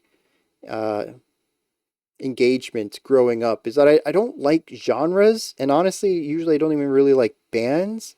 I like albums, that kind of sucks, because on one hand, I'm like, hey, I just got into this band, I'd like to find more of it. Oh, they're metalcore, let's go find some more metalcore. Then nothing clicks, Even with, like, tech death. Not a lot of tech death clicks with me, but First Fragment and Archspire do.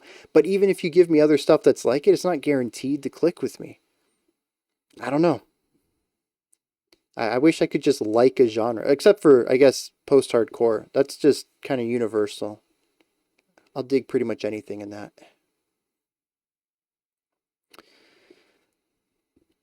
But yeah, I gotta check out more of this Katatonia, because this did click with me. And I like when things click with me. Spires is a local band? What do they play?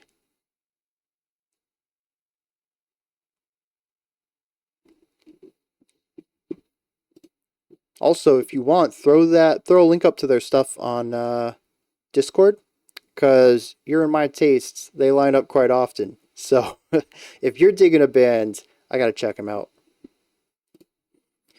Alright, we're gonna take a little bit of a shift here. It looks like we're gonna explore some K-pop. What I like to do is explore music via record labels. Some have vastly different projects, but I usually end up enjoying their output. Yeah, okay, so that makes sense too. Side projects of specific members in a band. Yep. Labels are a good one too, because I feel like even within the realm of a single genre, different labels are going to cater to different subgenres of a subgenre.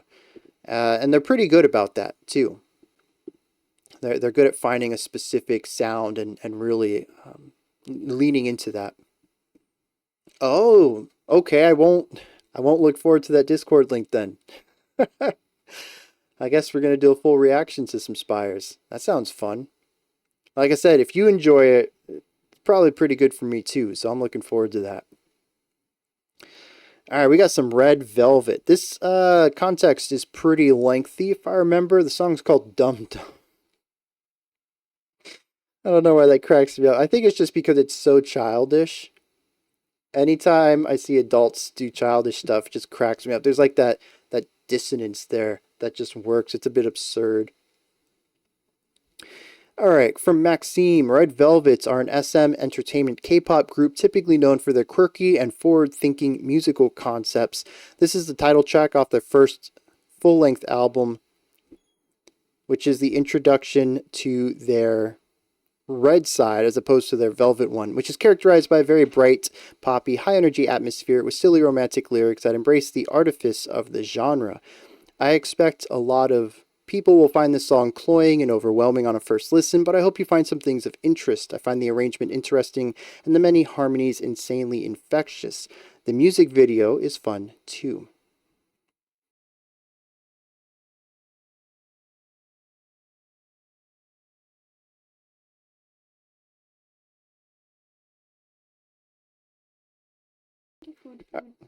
All right.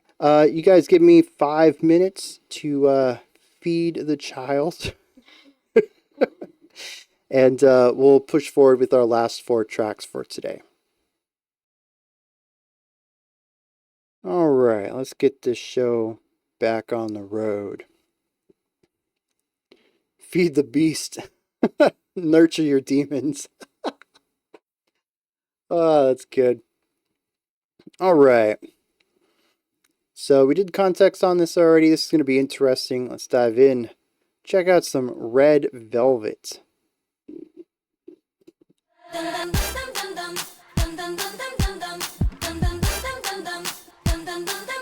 Of course, they were going to use Dum Dum as a beat.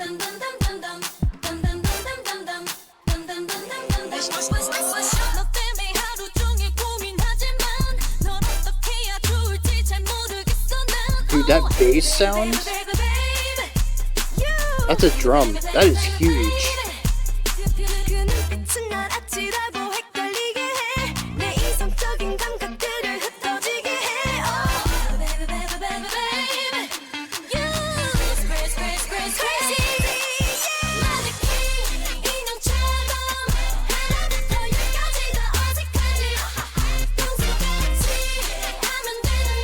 Definitely a fun song though.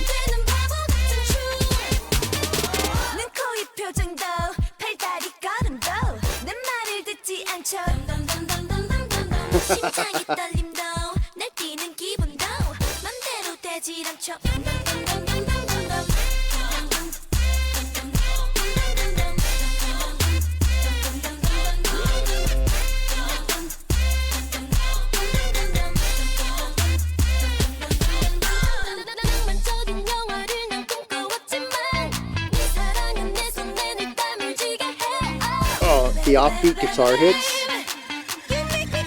That's fun.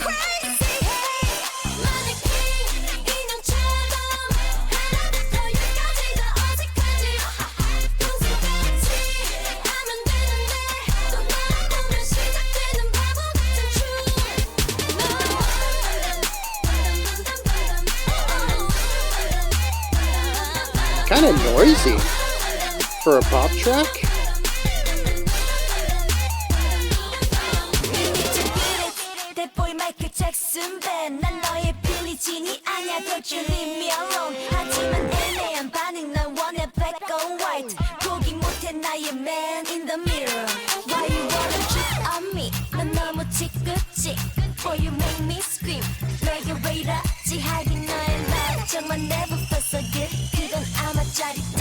I agree with half of that, Evil. They do have a penchant for making phenomenally produced music videos for their music, but I think the music actually matches it, at least in this case, of being just as expressive and fun as the visuals are.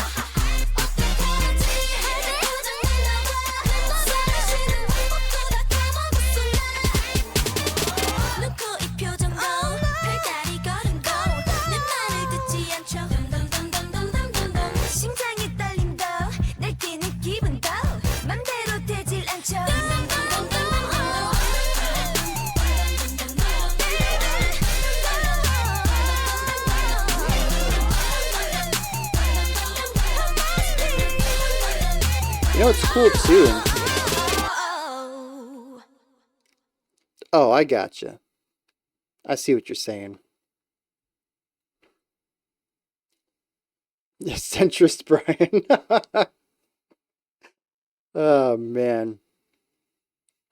But see, here's the thing that I like about it, is that it feels more homogenized than a lot of, when did this come out? A lot of K-pop that I've listened to 9 years ago. And see, maybe that's part of it too.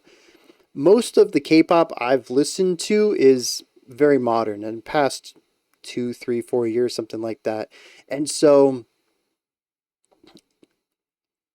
modern day music, especially in the pop realm, has pushed to sort of novelty in what if we did this for this section and this for that section, just constantly changing things up. And I really like that, especially in modern K-pop. I think it's just very clever the way that they can mix all of this, but it can feel like too much at times. And so the song feels cohesive. Every section feels built upon what came before it. And it's just a very different era, I think, of K-pop music without losing any of the layers and production side that I really appreciate in the style. I mean, there's so much stuff going on in most of these sections, whether it's instruments, trumpets and pianos and stuff, the vocal layers, how dense they can be, or even just electronic sounds, whirring or stuff going on. It's just incredibly dense in a way that's you honestly don't notice if you're not paying attention. And I think it's one of the strengths of K-pop in general, or K-pop specifically, but even pop in general. I think if you look at a majority of what pop is today, is this ability to create depth invisibly and to add all these layers. And if you're looking for them, you can say, oh, dude, there's a lot of parts fitting together here. But if you're just a casual, average music listener, you hear the beat, you hear the vibe, the atmosphere, whatever all the instruments sort of come together to create, and the vocal harmony. And I think that's all a lot of people hear. And I think it's pretty impressive for them to make something that can be deceptively simple like this to a majority of listeners. And it comes off so effortless in something like this, while still keeping it light and fun and bouncy. And I don't know, man. I don't ever see myself becoming a big K-pop fan, but I definitely get the appeal, and a majority of what I've listened to is really well done. It's very, very sweet though. Yeah, I have to be in the mood for something like this. Most of the pop I like doesn't tend to be as bright and cheerful as something like this. But, I could see myself get into a whole album. In fact, again, if you looked at the AOTY list, Twice was on there. Twice, funny enough. They put out an LP and an EP last year. I wanted to check that out, and that's a K-pop group. So, I'm getting there. I'm getting to a point where I'm actively wanting to listen to K-pop, and I think it's because of the reactions I've done and how much I've come to appreciate the craft that goes into it. There's a part of me that at the beginning I was like, K-pop is just boy bands. It's modern day boy bands, just not from America or the UK. But I think it's more than that. Like if you compare this music to Backstreet Boys or NSYNC, I think there's a lot more depth to what's going on right now. And part of that just might be the changing of the times, but also I think the changing of the audience. People are always going to like something like Bye Bye Bye, especially as millennials. It's just a part of our collective culture. But is it as good of a song as some of the K-pop stuff I've listened to? I think if you get into the technicalities of it, no, it's not. It's catchy, for sure. It is a solid track, but as interesting, I don't know. Boy bands, but with Korean girls. There's male K-pop groups too, though. I'm pretty sure you already know that. I'm not telling you something new here. See, compare modern American pop to the 90s and you'll see the increase. Yeah, 100%. So, it's not a fair comparison. That's for sure. I'm not trying to say that. But it is interesting because it made me wonder, what if NSYNC came back today? Would they try to modernize their sounds, or would they keep with their old sound and just appeal to old fans? And how would their old fans like that, having subconsciously altered their taste in pop over the years? So I think that would be an interesting thing to see someone like 98 Degrees or something make a new album today. All right. I don't know how to pronounce this one. Hizbut Jámm? I don't know. We have the song Caada. The context for this one comes from FHI. I found this not too long ago, but I love it. That's always the best, when you just discover something and you can't put it down. It's that good. All right, let's dive into this, see what's going on with this group.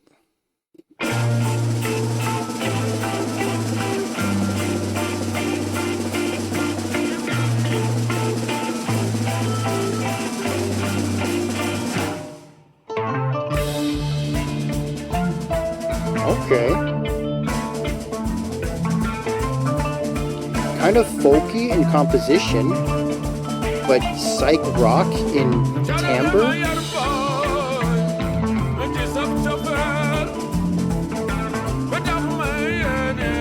For a second, I thought you were correcting my pronunciation. I was like, oh, it's one of those C's. But no, it's probably the joke of the C, huh? This is very interesting, an eclectic combination of sounds it's coming together.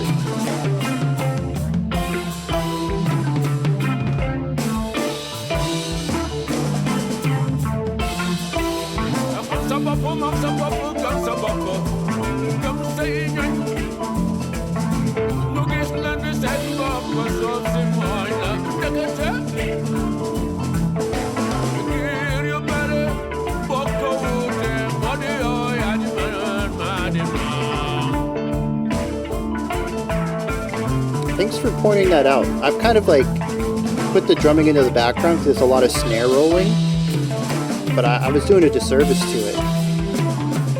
There are some cool intricacies going on there. Oh, Brotherhood for Peace? I can get behind that.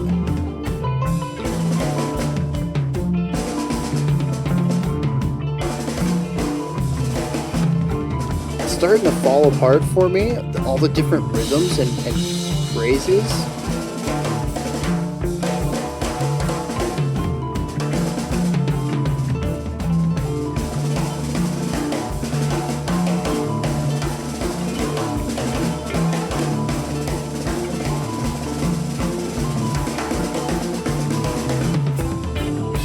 The snare-heavy drumming is definitely a unique part, even in isolation, not even, what it's paired up with.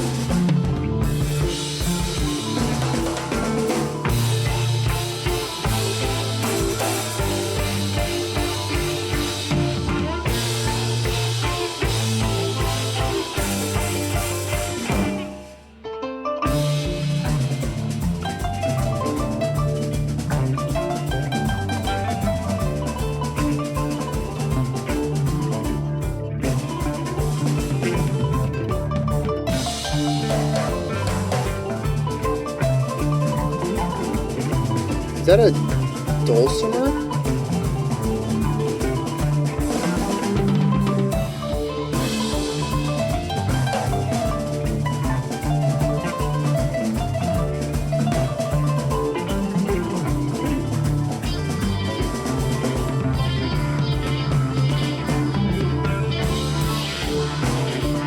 A Cora.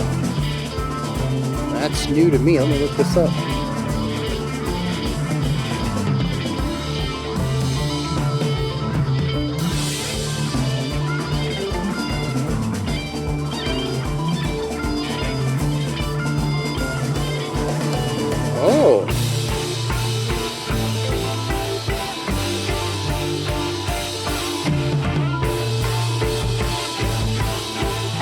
Yeah, I see that. It looks like a guitar, sort of.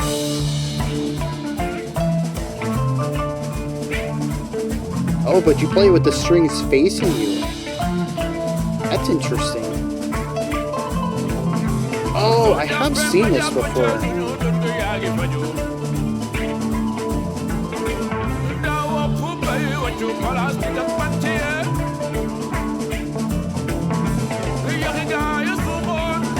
Is this drumming used often in Western African music? Because it's the part that feels the most divisive to me, but I've never really heard anything like it outside of marching drums. Like, you know, like drum corps or something.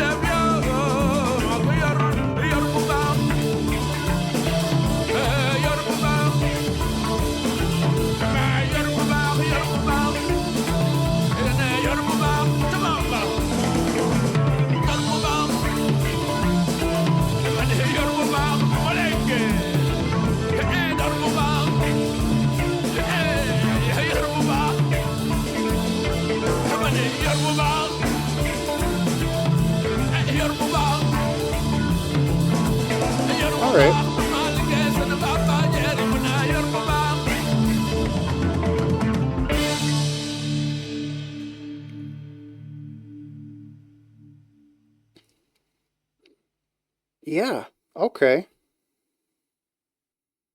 Polish musicologists. The other half of the band are from Africa. That's,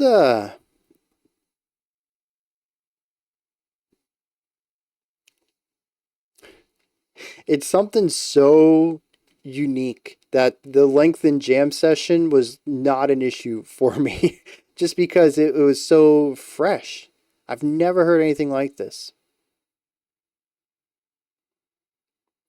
They draw inspirations from local music but try to make it more modern. Okay. Yeah, like, we have a full drum kit here, but the snare is used like 90% of the time, and that's just wild. You know, if I didn't know any backstory to this, my first thought would be that they, you know, they were in a drum corps or something like that, and just, you know, they were the snare player, and so you practice all your cool snare rhythms and accent patterns, and then the rest of the drum kit is just secondary. But knowing that it's has inspiration from at least Western African music makes a lot of sense. But then, like, so we have the kora, which is a very cool, it's a bright, beautiful instrument. It reminds me of a harp, but a bit harsher of a tone, which is why I went dulcimer in my guess. But it's just, it's light and beautiful, but like I said, it has more force to it. It feels kind of commanding despite pristine, if that makes sense. I'm getting a lot of never heard anything like this from you. Dude, I think it's just because we've gone through a lot of the standard sounds for a lot of stuff. I think a lot of people are just collectively like, hey, it's 2025. Let's throw this guy some crazy stuff. Because it is true. I've heard some wild things today even, but just in general this past month or two. Some awesome new things. That's what I'm here for. Even if it doesn't click with me, I want to see what's on the outskirts of music. Used to have an African drumming band on university, and we regularly met up with like 10 people and played rhythms. Okay. But yeah, so the chorus sounds beautiful on its own, but then you pair it with like a bluesy bass lick underneath it all. And it gives it this slightly jazzy, funky feeling against everything else that doesn't have that. And it's a really interesting combination. You bring the electric guitar in, and that has a ton of reverb in it. It feels very 70s psychedelic, and that just feels like it shouldn't fit the rest either. And then you put the, I'm going to assume, African traditional vocals on top of that. And you have something that, I mean, this is a combination of sounds I didn't even think would work together, much less has anybody ever tried it, or at least that I've known has tried it. And yeah, it ends up feeling very new. I don't know that it always works. I would need more time with it to kind of see how it fits. Right now, it was just the spectacle of the novelty of it. But I mean, I was engaged with it for 6 minutes. So on some level, it worked. I'm just not sure how well it can hold up. Especially since I'm kind of adverse to jamming out, which was a lot of the middle of this, but I mean, still.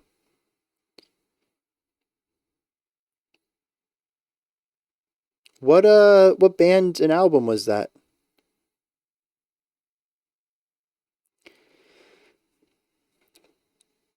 But yeah, it's kind of a reluctant one. I'm gonna pull this one down. I don't know if it's something that I'm gonna enjoy it, but it's one of those things, like I said, I've got to explore more of.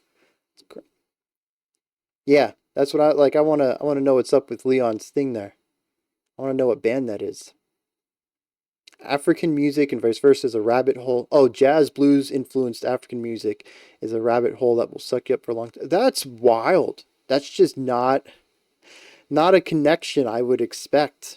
I mean, it kind of works here though, so maybe it works better than I thought. Starting to think everything with Eastern motives sounds psychedelic. And, well, see, that's probably not incorrect. Or I'm going to assume that's motifs. Because when I think of, like, psychedelic stuff, yeah, 70s, but also Beatles. And they were heavily influenced by Eastern music. And it would not surprise me if a lot of our modern concepts of psychedelic music in general, but particularly psychedelic rock, are just putting Eastern influences into Western sounds. So, yeah, I mean, that might be an unconscious thing that I've never really thought about before, but might be accurate. A lot of African music works on pentatonic scales. Okay, so yeah. Yeah, that perfectly slots into rock and metal in general, but also blues, which is, of course, a basis for a lot of rock and metal.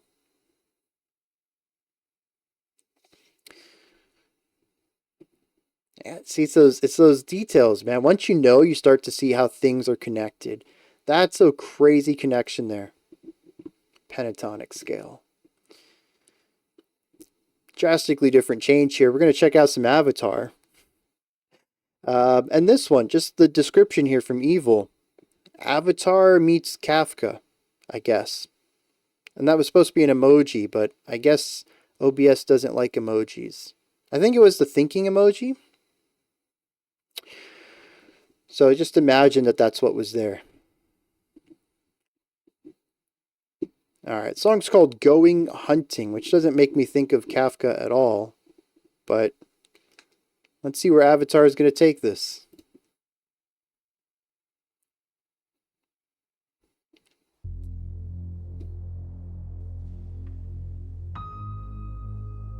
Low frame rate on this too. Trying to look artsy with it. Plus with the heavy... I don't even know if that would be like a handheld shaky cam. It almost looks like shake added in post-production.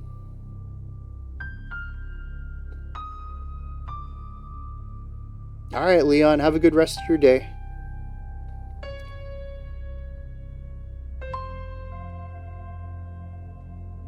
Ooh.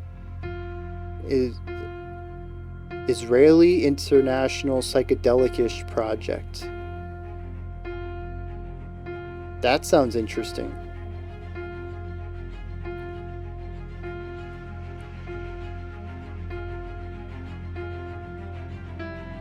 In the stillness of dim insomnia, he discovers his own body. Whisper names in the pillowcase.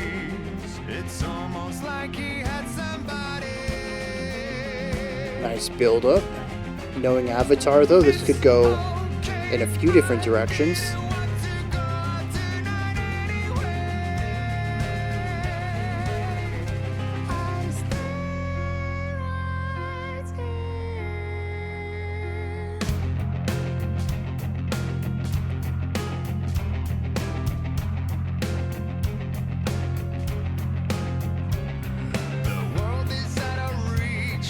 I wonder if one of the band members directed this or storyboarded it, because, yeah, there's a lot of attention to cinematography on this that's really well done.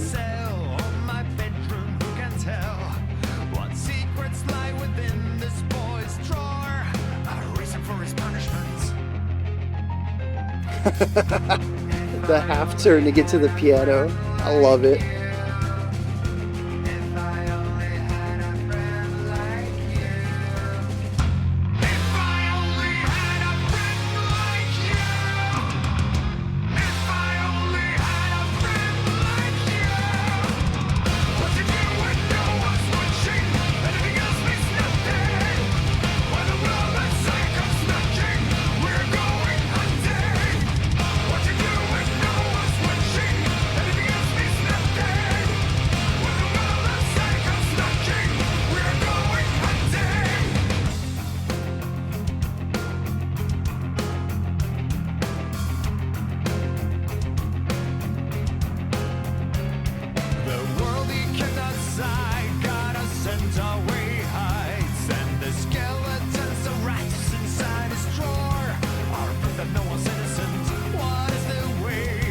I like the 3 instruments underneath the vocals, the piano, violin, and guitar.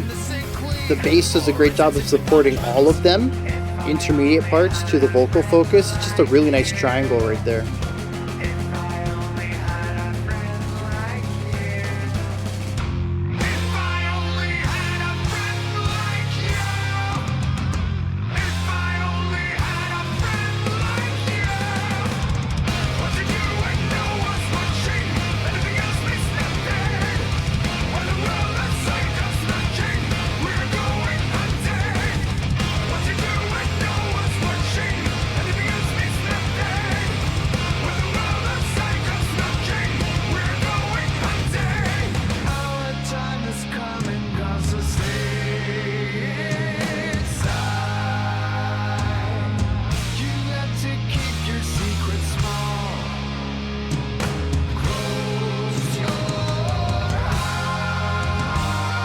Who's the second vocalist? I've always assumed with Avatar he just did backing tracks of himself. But is that the guitarist doing those? Massive bass tone here.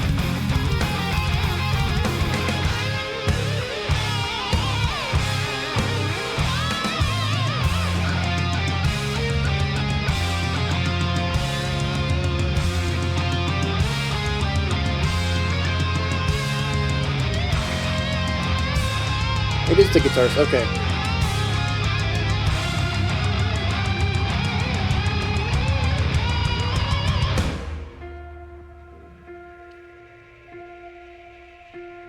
What you do when no one's watching you? Anything else means nothing now.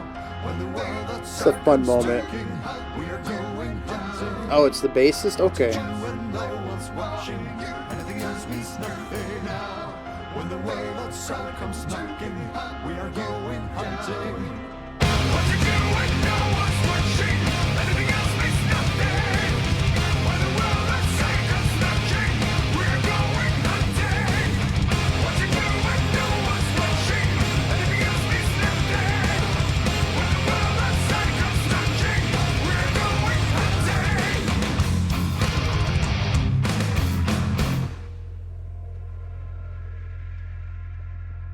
Okay.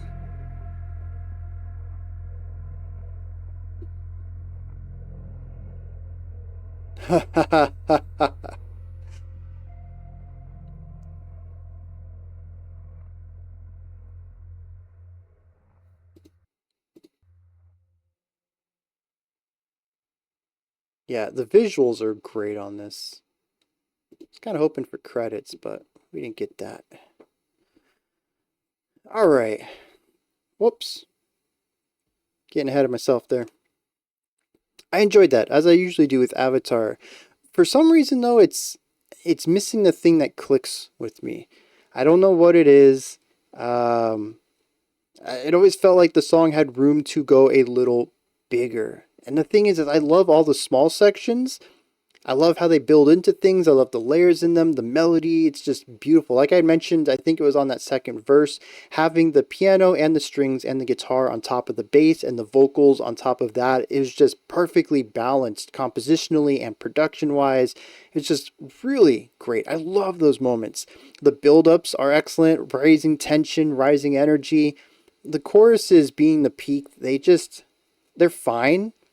They just weren't what I wanted. I think it's because what I was expecting was more of that intricacy, which wasn't reflected. The chorus was very much everybody in on this one idea, heavily emphasizing every downbeat, like marching. And maybe that's purposeful. Maybe that's the whole point of it, was this lockstep, everybody on one concept idea, as it was this Roach versus society thematically. Maybe that's what's going on there. I don't know. But musically, it never really felt like it worked, like it clicked into the thing, to the peak of the song. But it was fine enough. It worked at being this bigger moment. Just not the set piece I think I was expecting. Maybe just knowing what it's doing, though, on a second listen would be enough for me to kind of correct my expectations on it. The vocals, though, dude, I love Avatar's vocalist. I mean, he's just... I've mentioned this before. He's got the pizzazz as an entertainer, as a front man. But I mean, his vocals back it.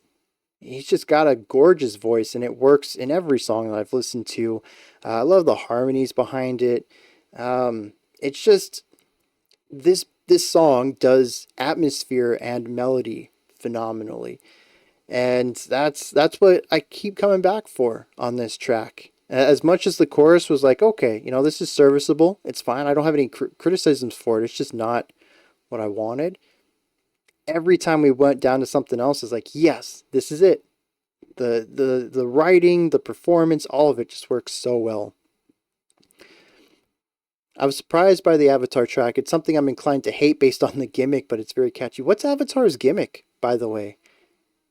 The only thing I know about Avatar is that they kind of do everything. Like, I think I've been given 7 Avatar tracks now or something like that, and all of them are different. They're all metal, sure, but the variety, I think, would be their gimmick. But maybe there's something else about them I don't know about. But yeah, I mean, catchy metal, that's what I expect from them. Oh, the circus? I didn't know they had that. Other than like their makeup and stuff. Stage presence, costumes, yeah. With the frontman being a Joker. I always thought of him more as a crow. But yeah, I guess Joker works. I think it's mostly the color though. The black and the white that makes me think of Crow. But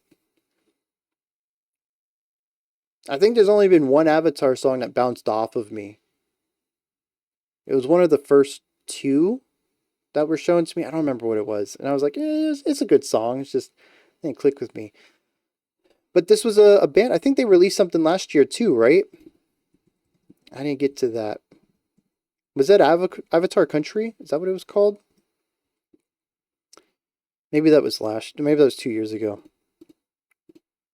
But, I mean, yeah, just another band that I wanted to get to, but didn't. Oh, that's interesting.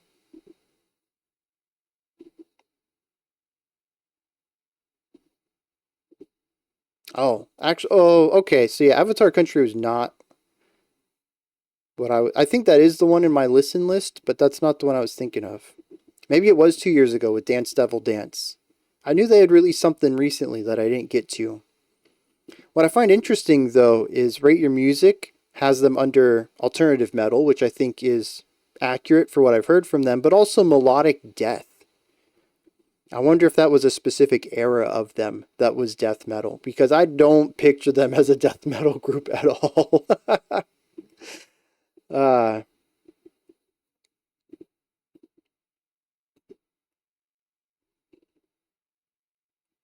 Their early albums were more deathy? Okay.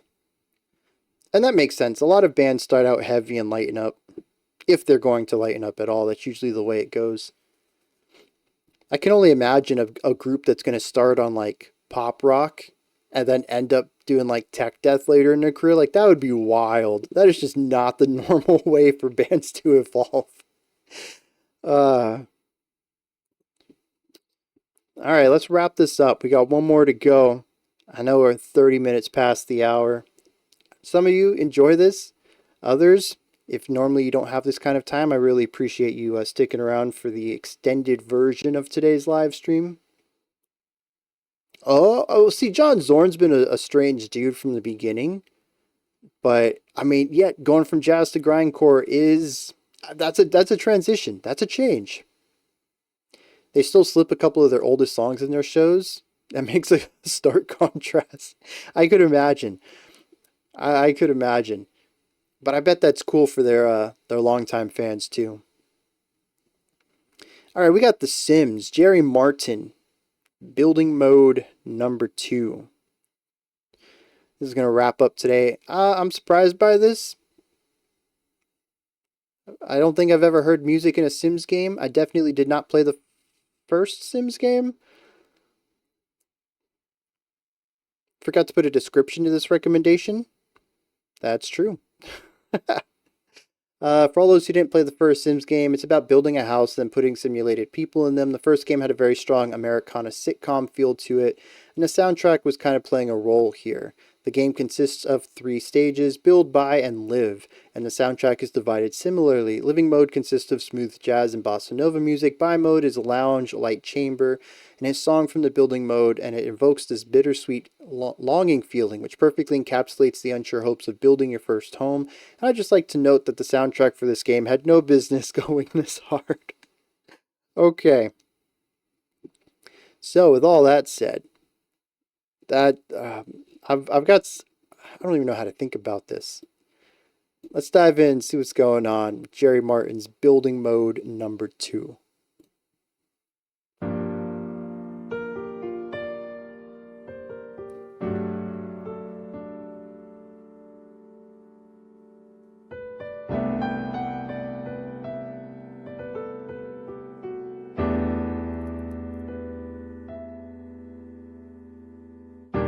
Wait, Shining started as a jazz project? Aren't they the, I mean, he wrote avant-garde metal, but that's, they're the DSBM group, right?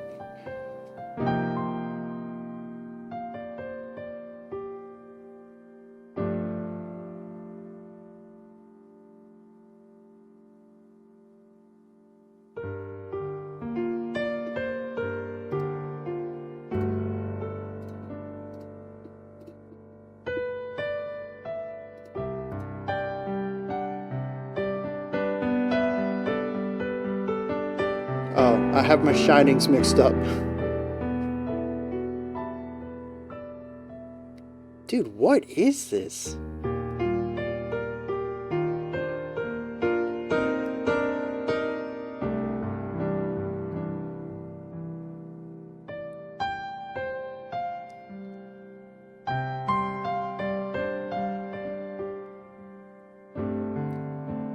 Yeah, it's like I hadn't picked up on motifs yet,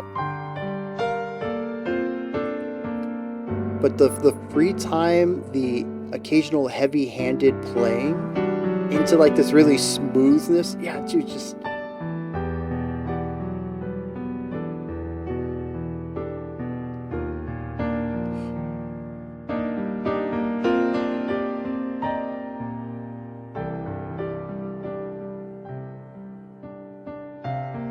dude, I feel my eyes watering. Like, what is this?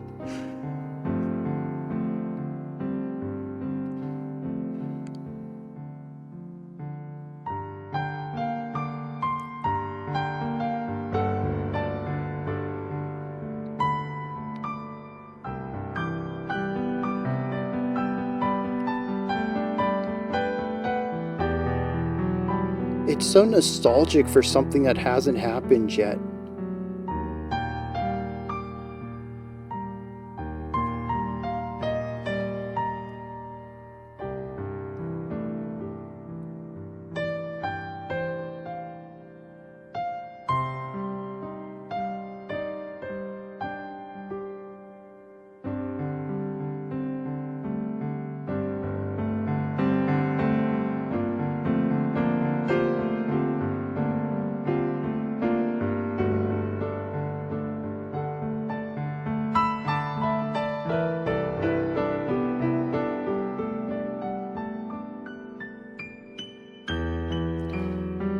Extension of that chord to keep the tension going instead of resolving fully.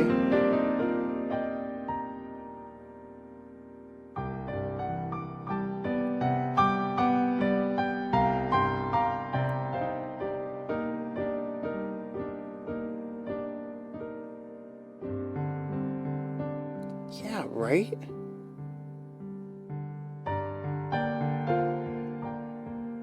I'm having happy feelings about something that's of the future.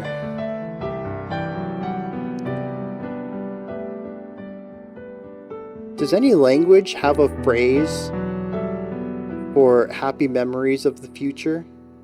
Like, it's such a weird thing to say in English, but that's exactly what this is.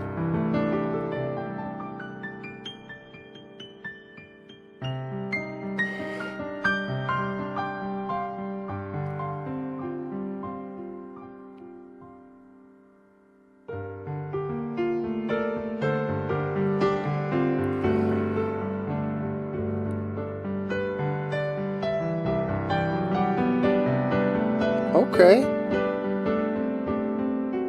I can get behind that, even if it's only like moderately connected.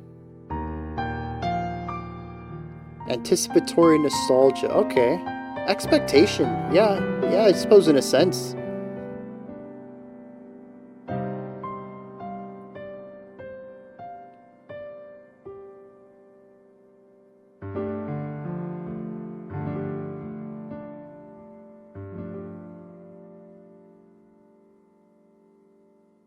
Dude, that's one of those themes where, like, if I'm playing a game and that comes on, that's when I put the controller down and just like, I mean, right there in the middle of the song, I start my eyes started welling up. I could feel tears starting to form. What was that?